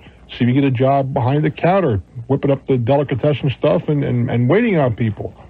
Something to get you out of the house. That's what my husband keeps telling me. I ought to get out of the house, go find a job, go do something. Well, your husband and I agree. And it's not for the money necessarily. No. Let me ask you this. Your kids are gone now. What do you do all day? Mostly housework. Well, I meant the house can only get so clean. Then what do you do? No, I don't know. How many soaps do you watch? 2. How many of what they laughingly call talk shows? 2. Which ones? Phil and Oprah. Well, that's stimulating. There's a minister that has sex with this flock. Or the man who had a sex change to become a lesbian. I mean, come on. Okay, there's better things to do than watch that garbage. I know. That's why but every year I miss the boats, and if I don't do it at Christmas time, then it's like I won't get hired. I got news for you. There are more than one boat. And furthermore, you may not get hired for the first job that you apply for. So what? Apply for a second and a third and a fourth and a fifth and a 10th and a 20th. Sooner or later, somebody's going to give you a job. Yeah, but see, I don't have that college degree, and you don't have to have a college degree. Have the experience. Honey, you don't have to have a college degree to make French fries. That's true. You don't have to have a college degree to ring up a register in a convenience store, make a Slurpee. Yeah, but even these cash registers anymore, it's almost like you need a computer. You have more reasons not to perform. I'm more afraid of trying. No wonder you only have 2 kids. Never mind. That went over your head. It's all right. I want to have 2 kids. But if honey, there's no reason why you can't do any of these things. That's true. You know what the biggest... I don't know. I think it's the fear is what's keeping me back. Yeah, the devil you got to beat's the devil between your ears. It's all in my head. That's right. There are people out there that are looking for people like yourself. Look, let's be realistic. I only got a couple of seconds.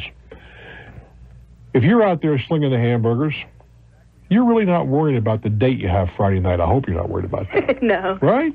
Right. You're not worried very much about the big football game on Saturday. Right. Or all of those things. That makes you a pretty good employee prospect. And it doesn't take a rocket scientist to work in these places because they have the job spelled out right to the T. Just take the directions. Do you think I could just start looking in January? I want you to promise me you'll start looking January the 3rd. Have we got a deal? You get back to me. January 3rd, I'll go out and look. Got it. I'm Bruce for Talknet. Our telephone number, if you'd like to get on the horn, 800-743-8000, 800-743-8000. Grand Forks, North Dakota. Hello. You guys getting some snow up in that part of the world, huh? Greetings from Grand Forks, Bruce. Yeah. Thanks for taking my call. Get a little snow? A little bit. We had a light dusting today, and it's just a beautiful day, about 25 degrees, so it's great for our country. I guess. My idea of a great for is about 78 degrees. Well, I would enjoy that too, but I'm kind of stuck here, so I'll take it. What's on your mind? I have a question about airline travel, and this is the way it goes. My family and I are going to travel to Seattle at the end of March to take in the Final Four. Are you really? Yes. You're that much of a basketball nut, huh? I've played it all my life. I love it. I'm a great fan. God bless you. And I've got my accommodations covered as my brother lives out there. Mm-hmm. So I'm looking for purchasing 5 tickets, 3 adults and 2 kids under 13, and trying to find the best possible deal. When is the NCAA? It's about the 1st and 3rd of April, so I'm going to leave on a Wednesday prior to that and try to come back the following Wednesday. Well, it's pretty hard to tell right now what's going to be the best deal. 'Cause I have no idea. Nobody has any idea what the sales are going to be. Okay, so is the best possible deal to watch the sales and specials and stuff like that? Absolutely. Without question. There is no way of joining an organization or a club that could benefit me? Not that I know of. Okay. Not that I know of. You're just as well off to watch the sales. Okay. Now you're kind of out of the way out there. That's the problem. We would have to probably fly into Minneapolis and then out. Mm-hmm. No, I can't imagine that there's going to be any. I mean, I know it seems like a lot of people you're moving around, right? But it really isn't. Well, what I'm trying to get to is, how do you put this nicely? It's not a big deal to have 5. You're not spending a whole lot of money. You're not going to be any attractive to anybody particularly. Well, the travel agent wants your business. Don't misunderstand me. Mm-hmm. But it's no big deal. Right. It's not as if I were flying 70 people someplace. That's right. Right. And just watch the sales. Okay. And what you ought to do is get out of your local travel agent. And you tell them, look, I'm going here, there, what I'm going to be doing. And this is, I want you to watch and see what you can find for me. Mm-hmm. That's all. How many people you said? 5. And they're all how old? My wife and I are 40. Well, your wife and you and your adults. How old are the kids? The kids are 13 and 10 at that time. There may be a companion deal around, I can't tell you. Mm-hmm. The kids get to go at a better rate. There may be. Mm-hmm. Okay. Well, we're kind of keeping an eye on it, and with the travel agent right now. Well, that's about the only thing you can do. There hasn't been anything great come out yet, but but it's early yet. Yeah, it's early yet. For this, for the springtime, nobody knows what's be going on yet, and we won't know until we see how the traffic is. Mm-hmm. You can bet your life in the event that the traffic decreases.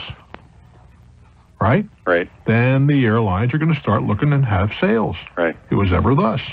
And if traffic stays good, there won't be any sales. Right. I'm betting on sales.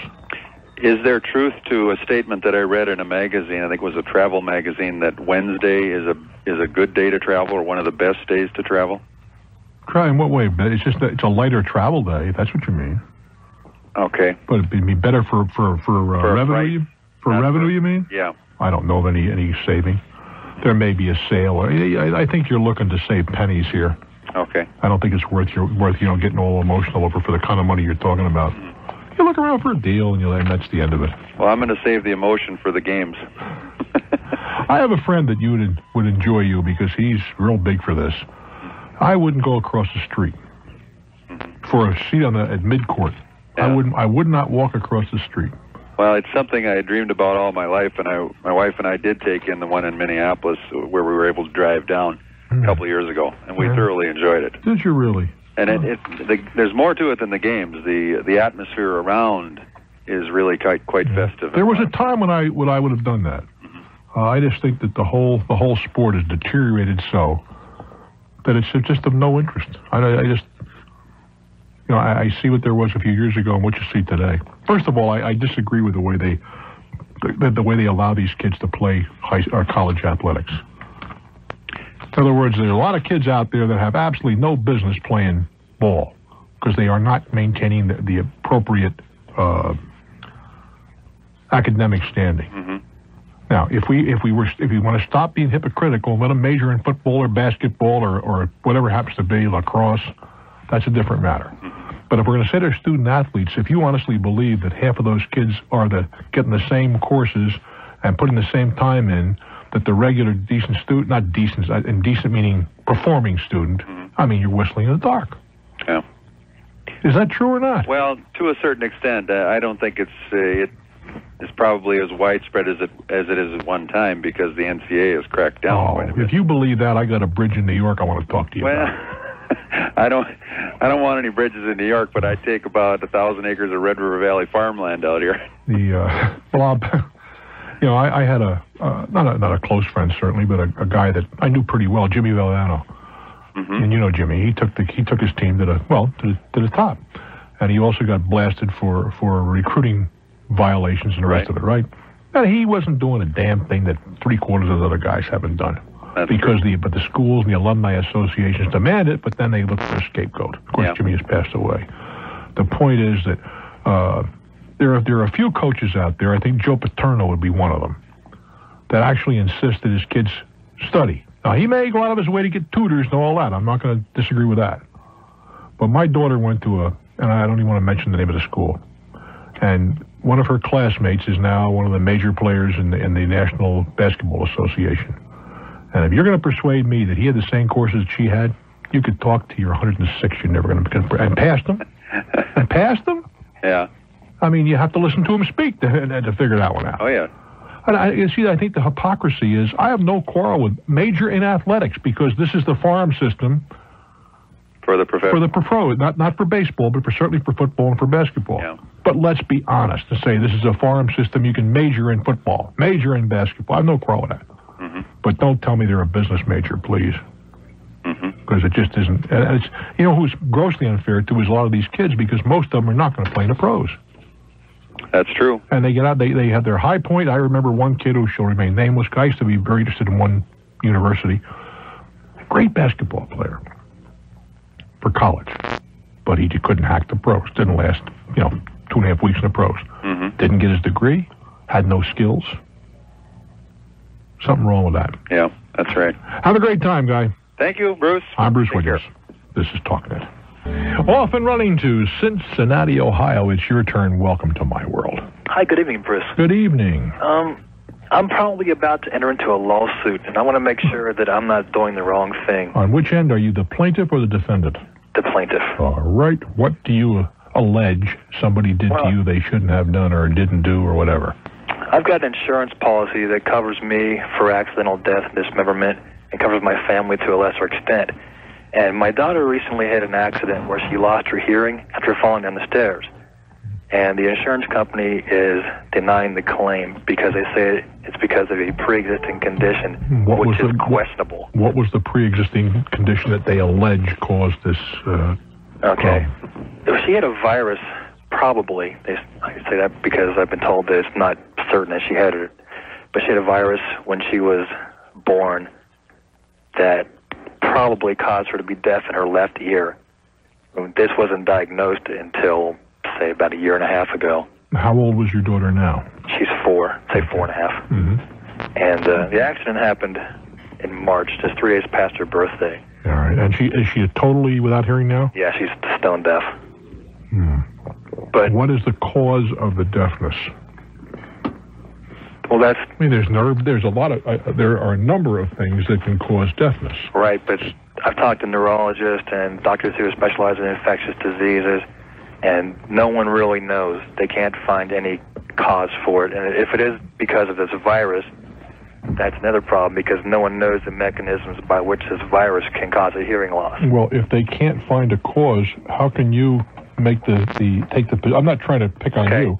If they cannot find the cause, how can you sustain the position of that the fall caused it? Well, her hearing in her right ear was monitored, because if you lose both ears, then you're kind of shot. So it was monitored for quite a while as being normal. And then one day we're taking her to school, and she's walking behind me down the stairs, and she can hear me because we're conversing. And then she falls, and like 2 seconds later, she can't hear a thing. And it's kind of unbelievable to me that she would have lost her hearing at that exact moment in time, whether she fell or not. No, it's hard to disagree with that. That's why I asked the question. Right. Certainly that's the kind of thing that the other side is going to have to have you sustain. I just don't want to appear like I'm saying, well, it's only $15,000, they can afford that. That isn't the issue at all. Right. Right. What does your attorney say? He's just like, well, wait and see what they respond to. I have to go through all these hoops they just put in front of you. Well, the thing is, when you start a suit, at the very least, it shows that you're serious and you're going to pursue things. And more often than not, not necessarily in this particular circumstance, but more often than not, some kind of a resolution is reached outside of the court. Yeah, but I don't want to get a resolution that I'm not entitled to, you know? Well, it's not a question you're entitled to. That's what the court is for. Right. And if they settle with you, they are agreeing that you're entitled to something. Well, it's a very iffy thing because the doctors all say you can't prove one side or the other. The only facts that can be established is that she could hear prior to the fall, like immediately prior to the fall, but could not hear a thing after the fall. And I don't. That looks to me like a pretty decent evidence that there's a cause and relationship. Right, or it's possible that the fall accelerated what would have happened anyways. Well, that's what their position may be. Right, and if that's the case, then I'm not sure. Well, what's one more year of hearing worth to a kid who's on the verge of reading? That's critical. So I just don't want to do the wrong kind of thing. I think the wrong thing is to let a judge decide. You have experts that agree with you, I'd assume. Right. Now, there's another fly in the ointment is that the insurance company is only the person who is advising on the policy. My employer, I found out, is the one who is insuring the policy. They're self-insured. Yeah, okay. I don't want to. They're a big company, then, I assume. Right, and I don't want to sue my employer either. Well, no. Your employer is saying, look, it's cheaper for us to be self-insured than it is to pay premiums. And you got to be a pretty good-sized company. They're undertaking the risk. Would you be less reluctant if they were paying a premium to an insurance carrier? No, I think that's what's right and what's wrong is pretty clear. But I'm not saying I want to jeopardize my job or anything. No, not without regard to that. You say you don't like to sue your own employer, and I can appreciate the emotion. But the question I'm asking is, given the same circumstances, if they were paying the premium to an insurer as contrasted with putting it into an earmarked account to be there for claims, would you be less reluctant not to sue? Not at all. Well, in that case, I'd go for it. Well, do you have any... I'm sure my attorney is really good and he's a good guy, but not everybody's, Solomon. Do you have any angles that maybe he overlooked or I'm overlooking? Well, I don't think so. I think they're going to try to come up with some evidence that your daughter's hearing was ephemeral, that it was going to go anyway. I think that'll be their position. And your position is, well, we don't know that. I mean, the world is lousy with people that had 6 months to live, and they're still here 10 years later. Oh, yeah. And, I mean, that would be your position. It may be pure supposition at this point that her hearing may have gone away. It might have. But how can we demonstrate that? All we can demonstrate is she was hearing at 222, and at 223 she wasn't. What happened between 222 and 223? Took a spill. Now, those are facts. The rest of it is speculation. Right. Maybe professional speculation, but at the best, speculation. And I don't think any physician would argue that frequently physicians are wrong in the speculation. In many cases, thank God they are. Well, since it's a situation where it's like 50-50, would it be wrong of me to take half the amount, like as a settlement? Well, it's not wrong or right. I don't think there's any wrongs or rights here. It's what you're comfortable with. And, I'm not comfortable taking like $15,000 for a situation where I'm not sure if I'm entitled to it. Well, I don't want to say entitled either. That's a bad word. I find that your position is a little unique, and I salute you for that. Most people are in there for all they can grab. No, that's not me. They see any kind of a accident, and I use that word very advisedly, as a key to a certain amount of riches. They're in a parking lot and they twisted their ankle. It must be the fault of the guy who owns the parking lot. Right. Not the fact that they're wearing 5-inch spikes, or they had 4 beers, or who knows what. And your point of view is refreshing, and it is certainly not usual. It's not unique. Pardon? It's not very unique. It is unique. Well, I hear you say the same kind of things all the time. You do what's right. Well, that may be, but that's why I'm calling you. It doesn't work that way frequently. I think that you, in your daughter, first of all, you're making a decision not just for you, you're making it for your daughter, because any funds that fall through are going to be put in an account for your daughter. Right. And I think you have a responsibility to her, when in doubt, to proceed, and let the courts decide. Yeah, that's a good idea. Okay. I do wish you well, my friend. Thank you very much. Take good care. I think about the damnedest things. And for years ago, I was on the board of directors of an association for the deaf and hard of hearing. And I've heard arguments that it is more difficult to lose your hearing than your sight, that you're more isolated. Now, I don't know if that's true or not. I think if I had to make a snap decision, my hearing or my sight, I would opt for the hearing, even though it put me out of business in this enterprise. And I was wondering what it would be like to take a week and block off your hearing, so you'd have to proceed so in the same world that someone who had no hearing, and perhaps another week block off your sight and try and live in that world for a time. It would be a sobering experience, I have a feeling. The other day I was given this, I was trying to think how I could work that into my schedule, because it would be a sobering experience to walk in the other guy's shoes. I'm Bruce Williams. This is Talknet. Hello there, La Crosse. Welcome to my world. Hi, Bruce. Hi there. My name is Pam. Yes, Pam. I'm calling about a problem that I'm having with my previous landlord. Mm-hmm. My husband and I just recently bought a house, and we ended up breaking our lease with our landlord. Why did you break your lease? Because we were going to buy the house. Well, okay, that can be an expensive proposition. What happened is we had signed a lease for a year in '93. It ran until June of '94, and then we had sent them a letter and told them that our plans were to buy a home, within the next 6 months to a year, and we were hoping to go month to month. Mm-hmm. And they wouldn't agree to that. Mm-hmm. And so they made us sign another lease. It was after the 1st of June, so we didn't really have much of a choice. Well, they didn't make you sign it. You signed it rather than move. You signed it. Right. Yeah, exactly.